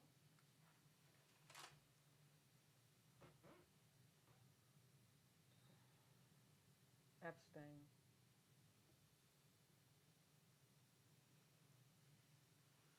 Mr. Brock, Yes. Mr. Wooten, Yes. Ms. Berriman, Yes. Mr. Lunsford, Yes. Ms. Jenkins, Yes. Mr. Coggan, Yes. Ms. Cheek, Yes. Mr. Newby, Yes. Mr. Stewart. Yes. All right, that takes care of that business. Next thing on the agenda is the Ordinance Amendment 2022-01, and Ms. Wade. Yes, sir. Give me a second. May want to take a slight recess, I guess. Okay. Yes. All right, thank you. Thank you.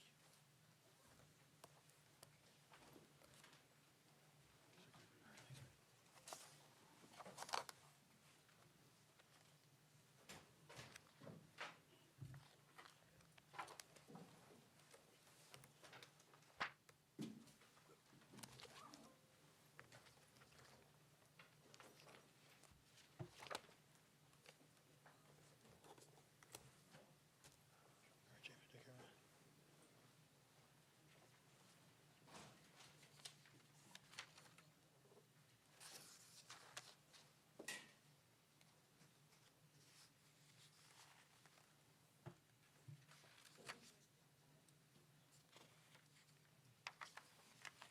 Okay. All right, Mr. Wade.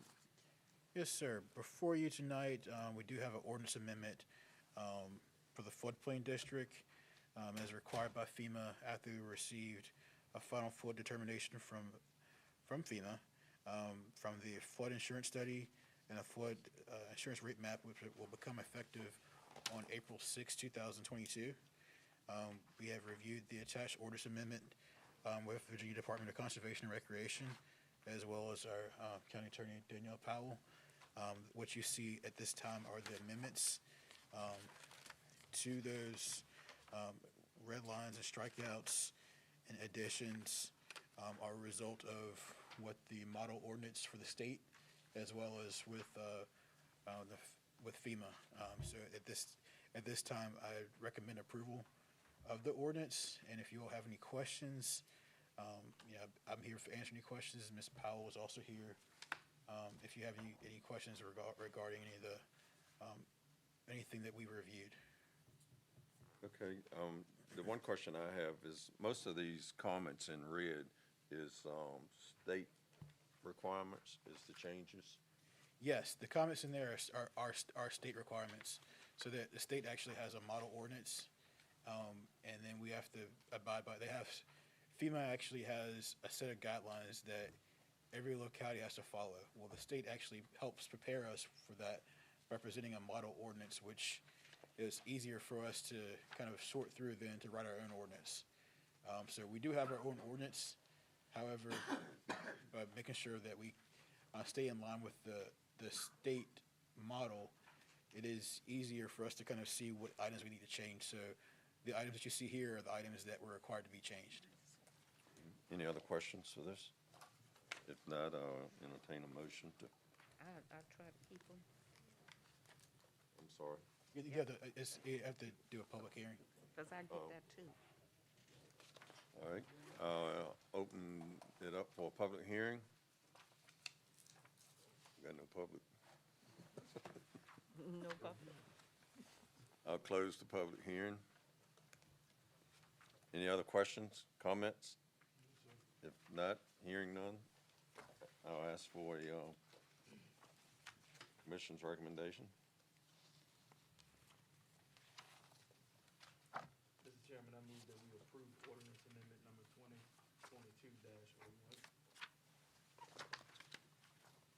I'll second that motion. Motion's been made that we approve the Ordinance Amendment 2022-01, and second, roll call. Mr. Wooten? Aye. Mr. Behrman? Yes. Mr. Lunsford? Yes. Mr. Atkins? Yes. Mr. Brock? Yes. Ms. Little? Yes. Mr. Coggin? Hit anything and break. Ms. Cheek? Yes. Mr. Newby? Yes. Mr. Sweeney? Yes. All right, the next thing is a comprehensive plan discussion. One of the things we gotta do, we gotta appoint a comprehensive plan subcommittee. Yes, sir. And we got any volunteers? I'll volunteer, Mr. Brock. Okay, I was getting ready to volunteer you. I had that feeling. Ms. Cheek, I need two others.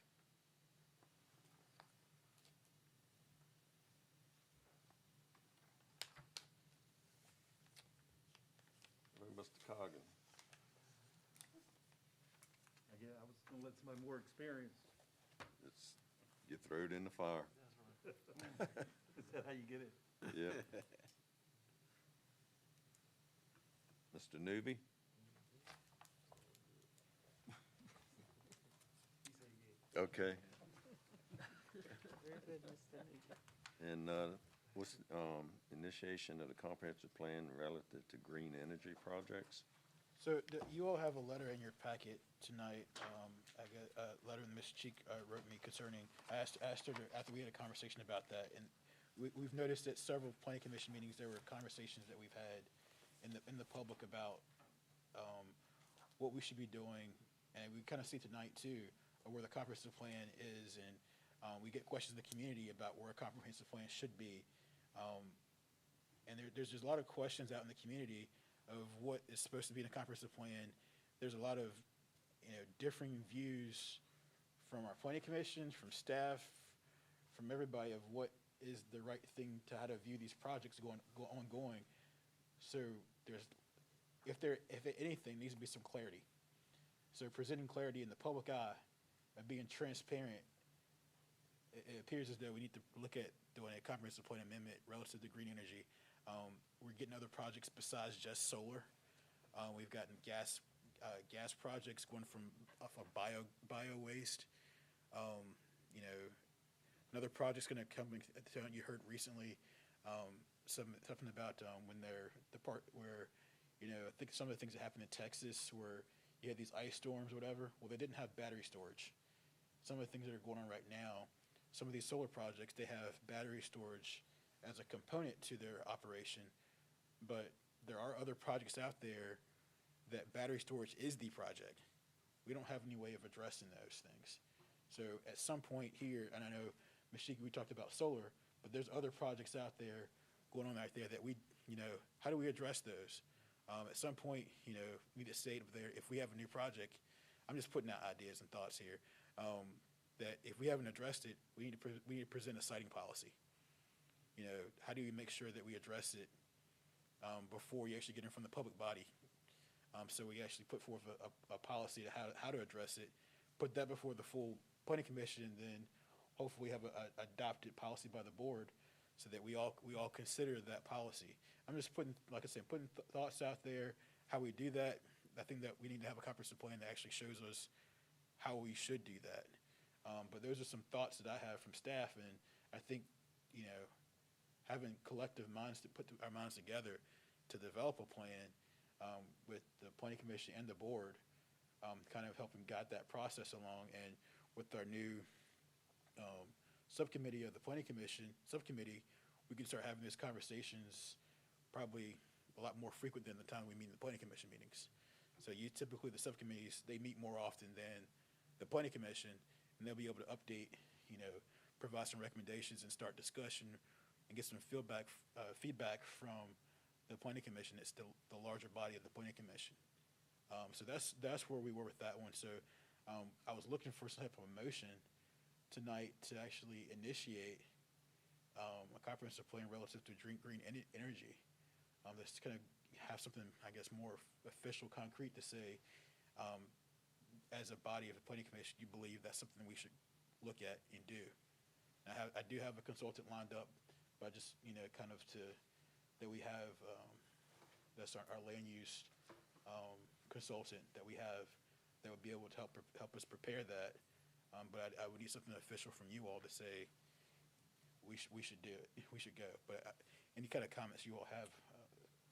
The comprehensive plan subcommittee that we just approved, is Yes, that sir. something that, that would be something that they would be kind of in charge of, or to bring back to us, or? Yes. I think, and evaluating with them about how what is our strategy to, what are we looking at? What kind of things should we be looking at? That's going to be something we look at with the subcommittee. So the subcommittee will be working with staff with going through the actual comprehensive plan, what it says now, and what things we believe that need to be amended, and put it out there in the community.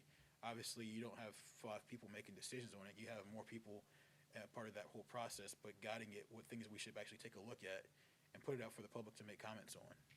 So, Mr. Wade, are you suggesting that we have a separate comprehensive plan for this, or would this be a part of our?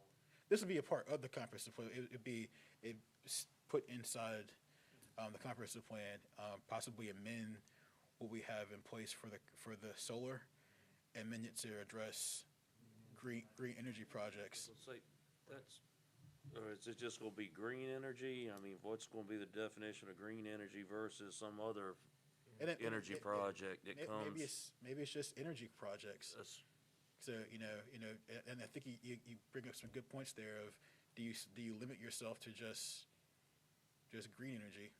Just because that's what we see at the forefront, doesn't mean next month we get something brand new. How are we going to address that as well? So just some thoughts, and I'd love to have a motion from, a motion with something with it, so we can actually take that port, and we will be able to advise the board of what the planning commission's recommendation was to move forward with the comprehensive plan, if so desired. There's somebody want to make that motion? Yeah, Mr. Chairman, I move that we task staff with the initiation of a comprehensive plan relative to energy. Green energy.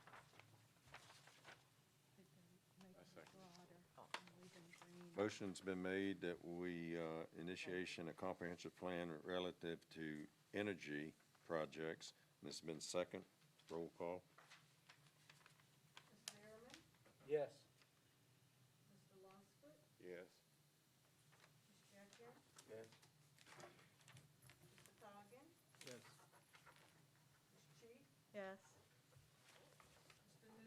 Yes. Jewett, Yes. Brock, Yes. Ms. Meadows, Yes. Mr. Wooten, Yes. Right. We got one item that we have to go back into, Bylaws. planning commission bylaws.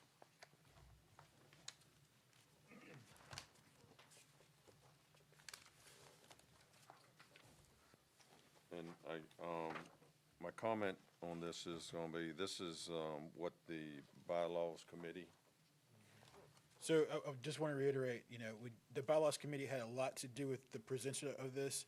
We did have Ms. Powell look at it from the attorney's perspective. So what you see right here, where you see blue outlined or whatever, that is Ms. Powell's notes. The previous version of that was what the bylaws committee recommended to you all at the last, I think was it the last meeting or meeting before last? I'm getting my dates confused. But it was at least 1 or 2 meetings ago that they presented to you the actual draft bylaws. And so what you see at this time is the strikeouts and additions by Ms. Powell. And some of them are clarifying notes, but ways to actually move a meeting along and with those things in mind. any, questions or comments? Yes, sir, I had questions about it. Of course, I couldn't really read Article 5 because it's in this green. You can't read through green? Well, I do. I'm sorry, I couldn't either. So I can't comment on that real well, Sure. but I would like to recommend that we move the Pledge of Allegiance to right after the call to order and then have roll call, if that would be agreeable. And then I don't, I see where in Article, I guess this is 8, we've added a whole article about public hearings and public comments. I believe that the public comments can be addressed in what's the matters pending before the commission. If you, all we're doing is saying that people can speak for 3 minutes, and then the public hearings part of it could be put in the article that's on hearings, so that we don't have to have a whole article on that's a sentence. So it's just a way of presenting this. I do think that the attorney's review of this helped make it a little more succinct. So I just have that recommendation, and then I wanted to ask. Ms. Schick, I'm not following you with the last one, what you just said. So move the Pledge of Allegiance. You got that? I right? got that. So then it's, I mean, we have a whole article that's really just a sentence that says, for public comments and hearings, each speaker shall be permitted for up to 3 minutes. And then we have an article that's on matters. Which article are you referring It's to? Article 8. Article 8, okay. I know my Roman numerals. Page 7, It's 8. 7, okay.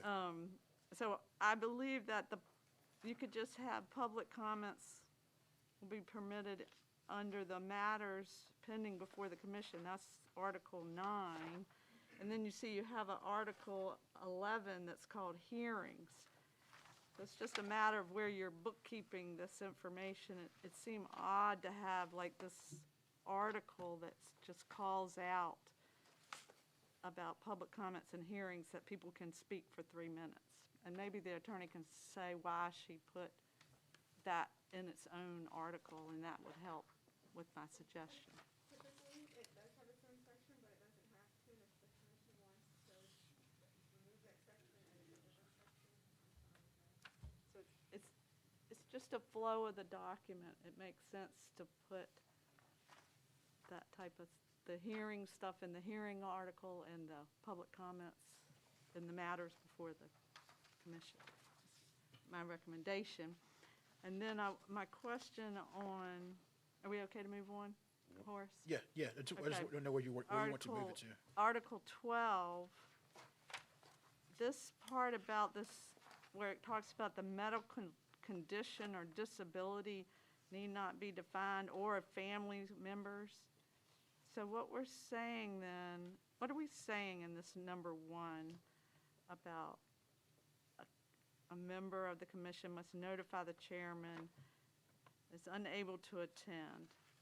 I mean, Those are notes when you can actually call in, so that, you're not if you're there for a medical condition, and correct me if I'm wrong, Danielle, but you only allowed to have a certain number of meetings electronically if you're not in a pandemic or something like that. But like, you have a certain number of meetings that you can do that. However, if you're sick or you're taking care of somebody sick, it doesn't count against you. Is that? I'll jump in. You before you jump in. Article 12 is focusing on how commission members can participate electronically. Right. And that is assuming that there is not a locally declared emergency or governor declared emergency. Right. And so what that says is commission members can volunteer or participate in meetings electronically under number 1, if there is a disability or some other medical reason which you do not have to identify, or you have a family member that has a medical condition that you need to attend to, or you have a personal matter that requires you to not be physically present with the rest of the commission. And if one of those 2 conditions exist, you notify the chair. And when you are calling in, then the reasons why you're calling in and not attending the meeting physically like everybody else needs to be recorded in the minutes if the commission approves. So we have to say we have a family member that has a medical condition, and that's why we're doing this? Yep, that's what state code says. We're taking this verbatim from 2.23708.2. Yes, ma'am. And that's with any public board. We do the same thing with our Yes. school board members. Yes, that's correct. Okay. Thank you. And it has to be, because like what I'm saying, they have to call me. They call you and notify you. I mean, I I'd- think it probably do public thing. If I'd rather if they call Horace but I mean, I don't know if that's something, commission, I mean, notify the chairman or his designee, or can that happen, or? I think that's fine. So again, the language that's in here is just verbatim from state code. Right. And so if they notified you, or if they notified Mr. Wade can notify you. Right. The intention is just, as you're as chair, will know what's going on before we get to the meeting. Right, okay. But I mean, if they, kind of notify him, he puts out a email that, since I don't have email, I mean, I got email, but I don't have internet. And am I correct that if we're not under a state of emergency or a local emergency, there has to be a physical quorum of the commission? And then that person that's calling in, the physical quorum has to approve Yes. that That's person right. It has to approve and that needs to be allowed to Yes. So participate physical form electronically. here, the statement has to be made that the commission has to approve, it has to be recorded in the minutes. You're 100% correct. Thank you. And of course, that's limited, there's a certain number of meetings that you can, call in, and that's listed in. So if we have to agree to these, comments, and then is that something that staff can, Get you a clean version of it? dress it up and then? Oh, absolutely. We want you all to have a clean version, but I want you to see the difference between last time you saw it versus this time, because you'll see that, well, it looks a whole lot different than last time. So I want you to see the differences, because I know especially with our bylaws committee, they say that's not what we drafted. So I didn't want you guys thinking that. I want you to see the changes based on the legal. So are you requesting a motion from this commission with the, I think, suggested recommendations or additions from Ms. Chief? Is that what you need? Yes, I think that's what we need, and I think placement. I think of the Article 8. I think making sure that one is moved to under where the current Article 11 under hearings. Just making sure that language exists in Article. It would basically drop off to Article 10 after we Yeah. sort through that, but just making sure it's moved to there, and maybe work with Danielle, make sure we have the current Is placement. that something that can be done? Oh, yes, that's fine, I'm fine, consolidating into the finance. Right. And we can just move it, but it will be noted in there that the language will be moved to that section. And the Pledge of Allegiance. And the pledge, I do have a question about the Pledge of Allegiance, though. Typically, is it after roll call typically? How does it board? Do you remember, Danielle? I think it's before roll call. Is it before roll call? Okay. That's what I remember, that's Okay. fine. Yeah. Okay. So call to order and then do the pledge of allegiance? Yeah. So in that case, we'll amend that. Right, and, this thing has a, adoption date. Is that a time thing there that we have to deal with, or? No, this is your Right. your bylaws, basically how you proceed with your meetings Okay. from here on I out. didn't- I So, didn't- yeah, so I mean, for this one, we can say adopted. Because this talks about, sign-in sheets and all that for public hearing, and, we haven't done none of them. Done as well. No, Yeah, and we'll start doing that. right, okay. So, yeah, things are, I mean, we kind of been doing some of the things that you see in the bylaws now. You kind of see we're kind of evolving, with the bylaws committee. They've kind of made recommendations to you all about how we do certain things. I think Ms. Cheek and Mr. Wood and Ms. Newby kind of, they put the heads together and say, hey, we should probably start looking at how we do minutes. Minutes should be evolved into, so we're kind of, Right. we're kind of playing with it before. Now we got official bylaws to say, this is how we're going to be doing minutes from here on out. Basically a summary. I think that works. It is hard work kind of get it that way, but I think what you see at the end of the day, it pays off because you don't have to sort through 60 pages to figure out what really happened at that meeting. And I think that was the whole point of that discussion. But I enjoyed working with the bylaws committee on this one. If anything comes up with the bylaws, we have a committee for it. So All right, so you got all the information you need on that then? I do. And, do we need a motion to defer that to the next meeting, or? I think we have enough to vote on it tonight because we just make those amendments. Okay,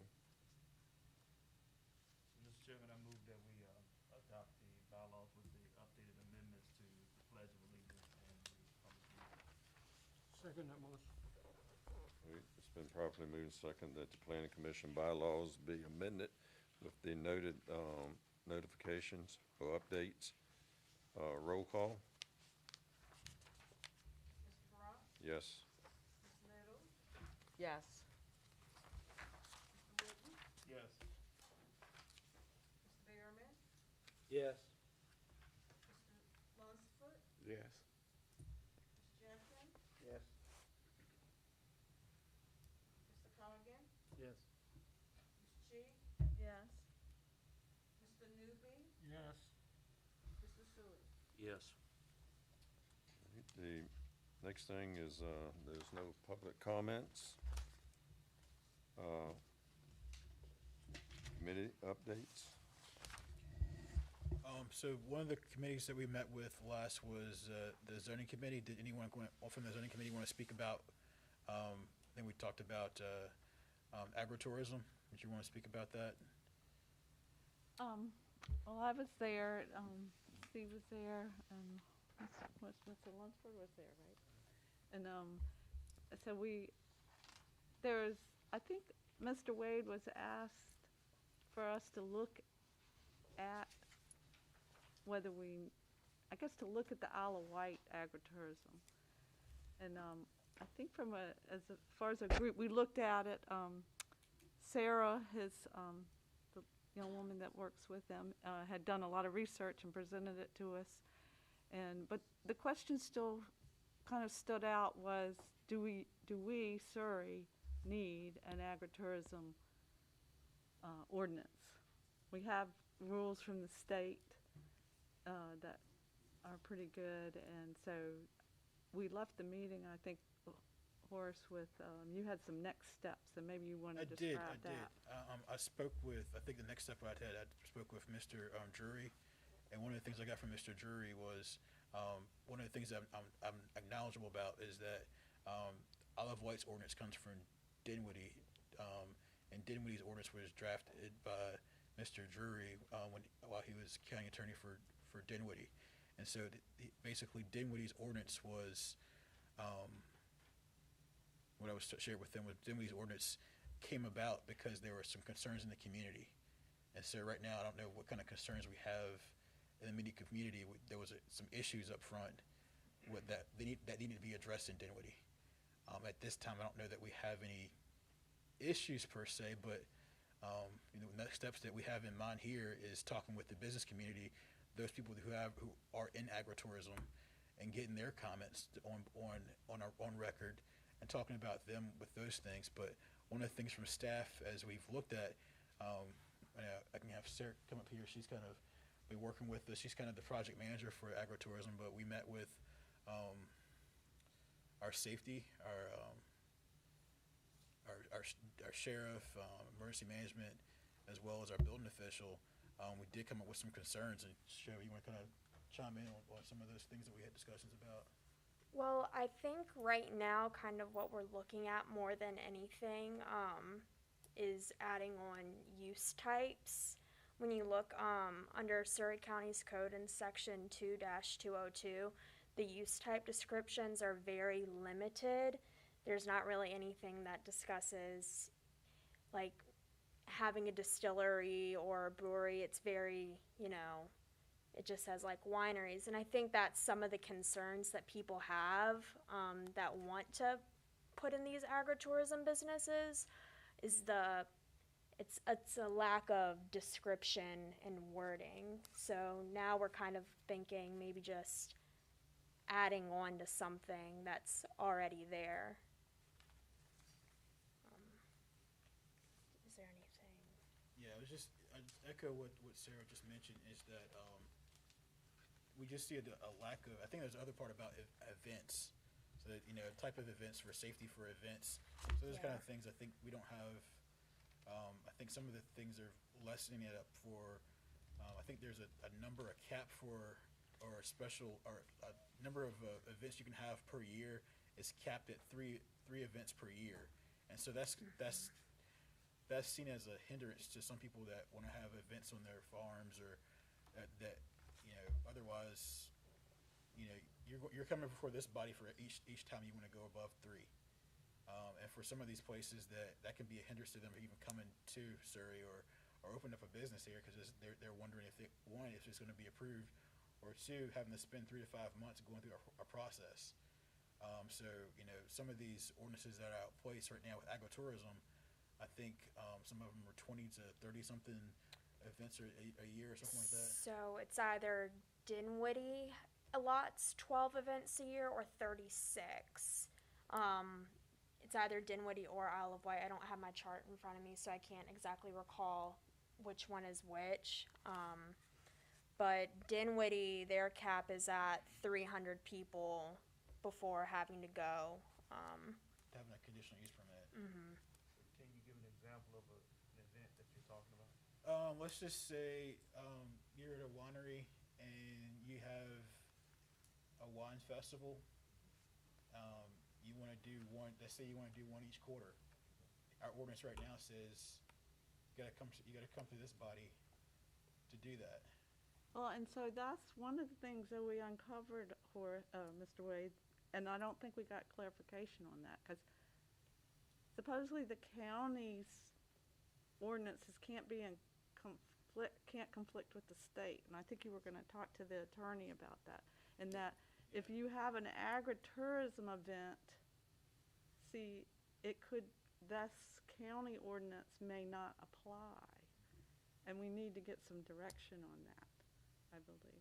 Yeah, and that's one of the things I think, Ms. Powell, we're getting there from a planning perspective before we went to the legal part of it, of making an ordinance recommendation.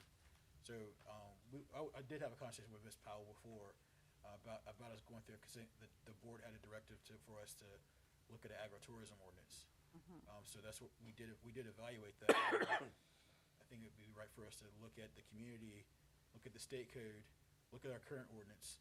There's a lot of work in doing that, and so that is something the board wants us to take a look at, but it does take some time to go sort through all those things. But just letting you guys know, this is where we are right now. Next step is working with some of those businesses out there, getting their feedback. Obviously, we've seen some things so far. In our mind, we kind of have an area where we're focused on moving. You know, I don't know that we need an agritourism specific ordinance. There may be some agritourism things related that we put in our ordinance that we can address, but it does seem that I think that overall there is some concern that we don't have everything that we need at this time for tools for people that want to actually have these type of businesses. Obviously, you don't want these to put a hindrance on people that are in agritourism ordinance if you can help it. So, if you guys have any questions for us. Any questions? I would just, Mr. Chairman, with ag tourism or any events that we have in a county, Surrey is a small place, and we have limited rescue squad, we have limited police. So I wouldn't want to see somebody having an event every month for some special, and if you open up to that extent, you could even have more than one group wanting to do something more than once a month, and it can put a strain on our, the resources that we have to give the coverage that we would need to take care of everybody. We have the motorcycle races, and COVID came. We haven't had to deal with the motorcycle races, but they came once a year, I think, and that was probably in the summer. They had camp and they did that, but it put a strain on those people that have to service that kind of event. And we have some other events. They're not ag, we don't call them ag events, but we have the 4th of July. We have the Nottaway Indian powwow. And we have the African American Heritage event. And so, we do already have some events that are happening. At the winery, I don't know if they've ever done anything at the winery, but like Chip Oaks, you can go to Chip Oaks and have events. They have several events a year. And so, there are things happening, so we definitely need to kind of if we're going to do ag tourism, kind of set times, and certainly not 3 or 4 times a month or a year. It may become, a little bit much for services. And you bring up some valid points there. There was some of the points that we actually had our first meeting with the building official, the sheriff, and our emergency management chief, and those are some of the same concerns that they had too, is coverage for all of these things, because Surrey is so small that having to staff these events with, volunteer fire and, making sure that deputies have enough, if it's going to be some type of traffic, knowing what the number is, and I don't know if there's actual forms that we have in place for those kind of things now. It uncovers some of the things that we're looking at now about how we respond to today's ordinance. It uncovered those things, but also how, if someone wants to put an event on now, what are we going to do? Do we have something in play, or coordinate? How do we coordinate these things? Because these are people that we need to actually coordinate with when we're throwing those events, because things like this, when something can happen, it will. And so we're trying to be preventive. Obviously, you plan for the worst, but hope for the best. But you plan for the worst. So those are kind of things that, if you don't plan it out, and you're not thinking in ahead, something catastrophic could happen. So just trying to plan it forward. But typically with agritourism, the state code allows you to do that because it's for the health, safety, and general welfare. So that's the only reason why you're able to do anything to limit certain things, is with that in mind. So if we're doing that, we need to have that in mind for safe, healthy, and welfare. Obviously, we can't do the same thing like some other localities, but the response time, they actually have to work with those folks from those parts of the community to make sure we're looking at those aspects of health, safety, and welfare. But I mean, that's what we covered so far. But it has been eye-opening. I got a question. You mentioned Chip Oaks. Did we say that state-owned land wouldn't? State-owned land is not. They don't have to comply with the local ordinance. How about county-owned land? I think that might have been left out as well.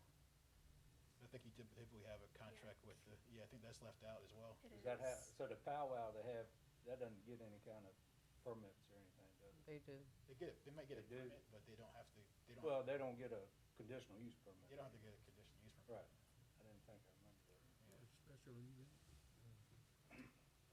So, It has been interesting going through this process.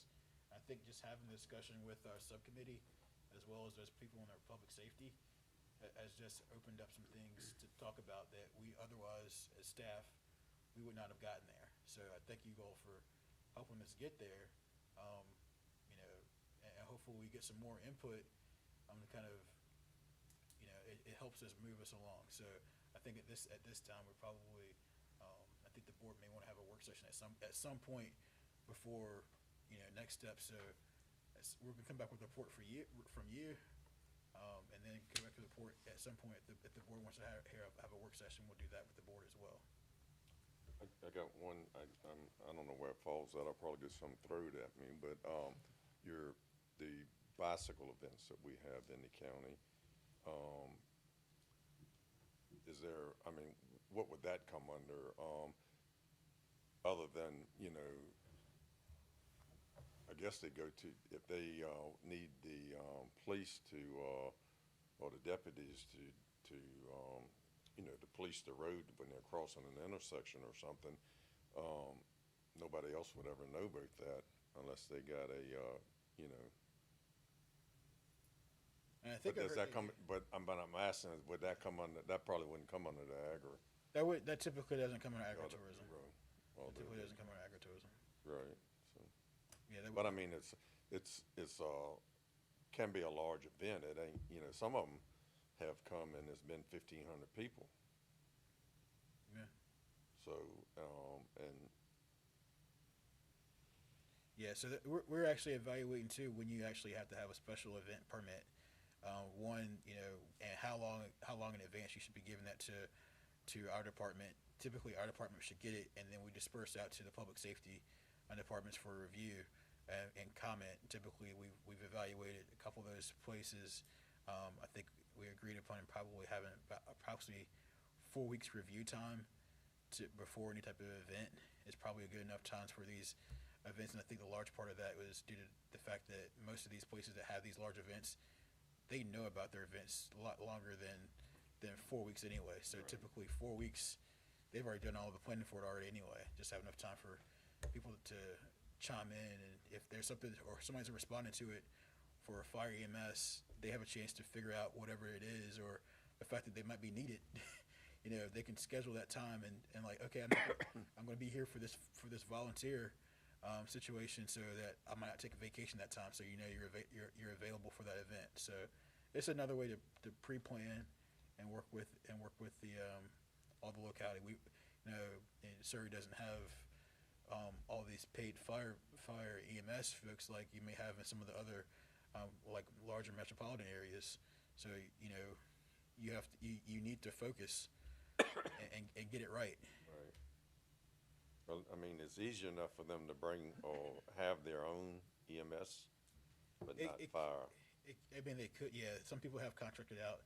I think EMS, Yeah. but you know, fire.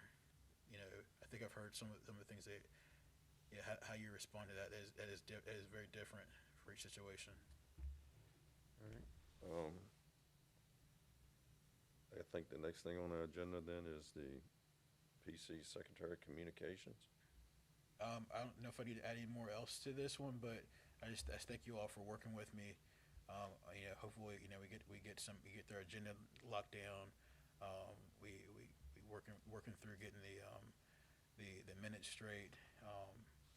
I think overall, I'm happy with where we are as a planning commission and staff communication. So definitely have enjoyed working with you. You know, thanks for Mr. Lunsford. He volunteered to meet out with the folks at was it Thursday? Is that Thursday? Out at his site, so they can see exactly what a site looks like that, you know, desires more. And sometimes you can learn lessons like that. Hey, if you want to go out, especially we're out in the community, and it's not just for solar. If you see something in the community, there's a current case in order, and it's something where you can help a developer see something that otherwise they would not see. They can see a case of what not to do, and they can also see a case of this is what you should do. So we can kind of show those things of examples. There's, Mr. Lunsford didn't have to tell us, he didn't have to say yes or agree to it. He could have just said, what's right across the street from me. You can go look for yourself. But he did agree because what they wanted to hear from him is, as an adjacent property owner, what are you experiencing? And I think those words like that, it helps out. Even if it's coming from people in the community that you've heard from, they've actually said, hey, I don't like this development over here, or I love this development, this is what they did differently. It may be one of those things to, even if sometimes it might be another locality, and you say, hey, there's a project here that I want to look like that. Just come talk to me. The developer, if they want to get their project approved, and they're looking for a quality project, and they want to bring it to the county, they probably want to hear that. I want to hear that too. If the quality of the project somewhere else might look better, what project are we looking at? And let's bring it forward because we want quality for Surrey. So, but I thank you all. I think I have enough for today. I had one question, and I'm definitely not trying to prolong the meeting. For a project like tonight that came before, I know at one time, I think we had badges from a different planning commissioner or secretary. They had given us badges to go and actually look at certain projects that came up, and we would be readily identifiable as a planning commissioner if we were to go and look at something. If we wanted to go as a commission, would that constitute a meeting, and that therefore would have to be advertised if we wanted to take a field trip, if you will? I can explore that. I think that might be something, Danielle, you might want to chime in on. I think if a majority or if a quorum of the commission goes with the intent of figuring out how they're going to transact public business and how it's going to impact their decision-making, that's a meeting and it would need to be noticed. But it could be done if it was properly advertised? Yes, it could be. Or, two members can go out. That's the question, that's the thought. Yeah. I got a question too. I'm sorry. The other Mr. Brock brought up a word today I've heard thrown around some, and that's a moratorium. Is that possible, and how would something like that come about? No.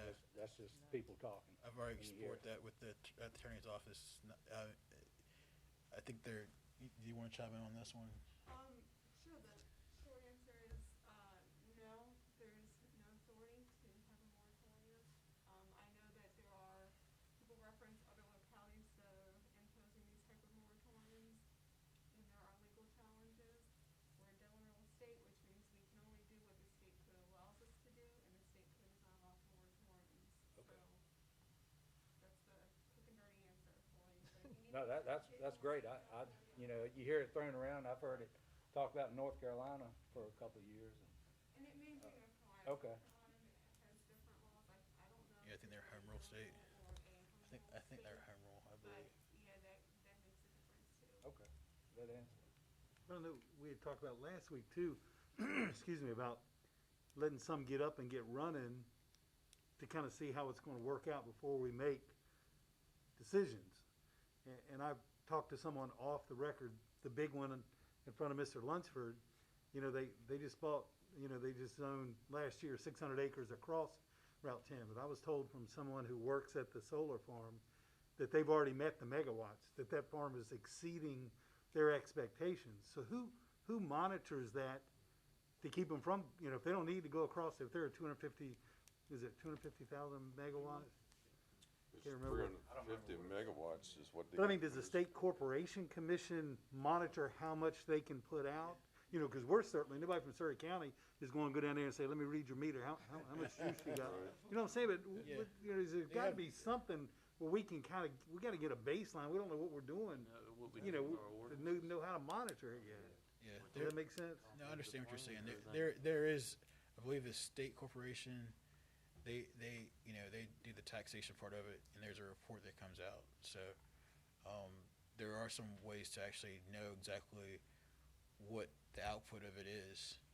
So it's not like we're going to do 240 megawatts, and we're gonna actually put 300 megawatts on the site, but that's not how it works. Because that's what they came back to us for, Right. to get permission, because they didn't meet the 350 megawatts. Yeah. So they bought that land without asking us, because I mean, I can almost guarantee you that they're gonna come back at a certain, some date time. We've got this land over here, and we wanna add to our conditional use But now, permit. that's M2 now, right? So they're paying, aren't they paying taxes on that land? I don't know the answer to that question. I haven't evaluated, but I have seen that case though. I think that CUP says they have to have start on it. No, they have to have construction done, and I think this year, if they hadn't started something, the conditional use permit is no more. I think it's this year. Look at it. Well, I know, when I've been looked, and it might be something that we might need to take a look at. And I really didn't pay a lot of attention to it. The first 4 rows of panels have been removed. Now, the stakes that those panels were on, if I remember correctly, when they first brought this up, they said that if they took the panels off, they weren't using the panels, that they had to remove the stakes from the ground that those things were attached to. Because the first 4 rows in front of where I live have been removed. The panels have been taken down. Interesting. So it might be making too much. Well, I don't know who the engineer was, but he need to have another thought, I think. Because when you put panels in front of 25, 30-foot trees, you know how long the shade's gonna be there before the sun gets up there. But that's something I was gonna ask, if they remove them in the midst, even though they still using it, but they take the panels down, are they required to remove the posts out of the ground that they, or do Well, they? that's if they're decommissioning. So, there's just because you could be doing a partial decommissioning as well. So They're waiting for the buffer to blow down. Well, are they still building up there? I mean, are they still constructing? Does anybody know? do you see them doing anything? I don't know if I see them doing anything out there. So it's not monitored by anybody in the county? No, we have folks out. Yeah, absolutely. And there's third-party inspectors inspections. You don't know if they're still active? I can't see if I haven't seen anything at that particular where Mr. We went in Lunsford there is to right get there. hunting dogs this year.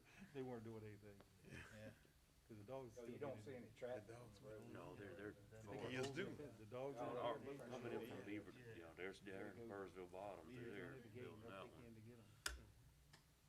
Trying to come to Capitol. Or they had a- So, one other comment, then I'll ask for adjournment. These people tonight have been to us 3 times, and there's been very little changes that they have made in their presentation. And it's kinda like tonight, they, instead of deferring it, he wanted an answer, yea or nay, because their whole goal now is, I get the impression they're tired of us. Yep. And they want to go on to the Board of Supervisors to make the final decision. So it's almost like, right. So, I mean, because there was stuff tonight that has been talked about before that wasn't talked about tonight. And that, has got to be addressed at the Board of Supervisors meeting, on a one-night deal or one-night, request. And but that's, I think, like I said, he didn't, they didn't change a whole lot of stuff. This drawing here has not changed, and we've asked about a buffer off of Hog Island Road, Bacon's Castle Trail. And so me looking at it, all right, we're going in and take that first row of panels, the short row of panels out, they can back it up and, to farm it, that 200-some foot farming around the front there, they're not gonna grow much, Bill T. Swipes, you take that down. and How does our what we agreed to tonight, or how does that get transmitted to the Board of Supervisors? resolution letter, isn't it? Or, Yeah, I've seen one before, but I think that was one of the things Ms. Cheek had asked before was how does that get sent over typically? so I guess, Ms. Little, how do y'all, I mean, 'cause do you get anything from the planning commission at the board level about what our recommendation was? Yeah. Before they come, so, Mr. Wade will communicate through administration, yes. but I mean, it'll be, like a letter or something in this package.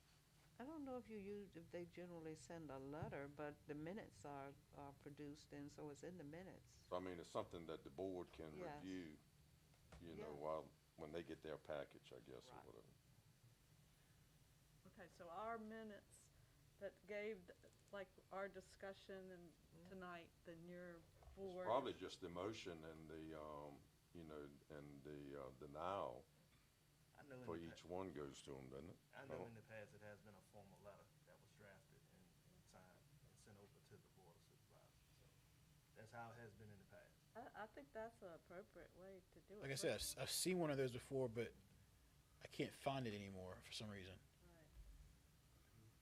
Well, I mean, like the last one that we did for the, Bacon's Castle, the one up White Marsh Road, we denied it, that went to the Board of Supervisors, and then, I mean, they voted however they wanted to vote on it, but there should have been some documentation that went to the Board of Supervisors as a resolution. From our Yeah, commission. You know, okay.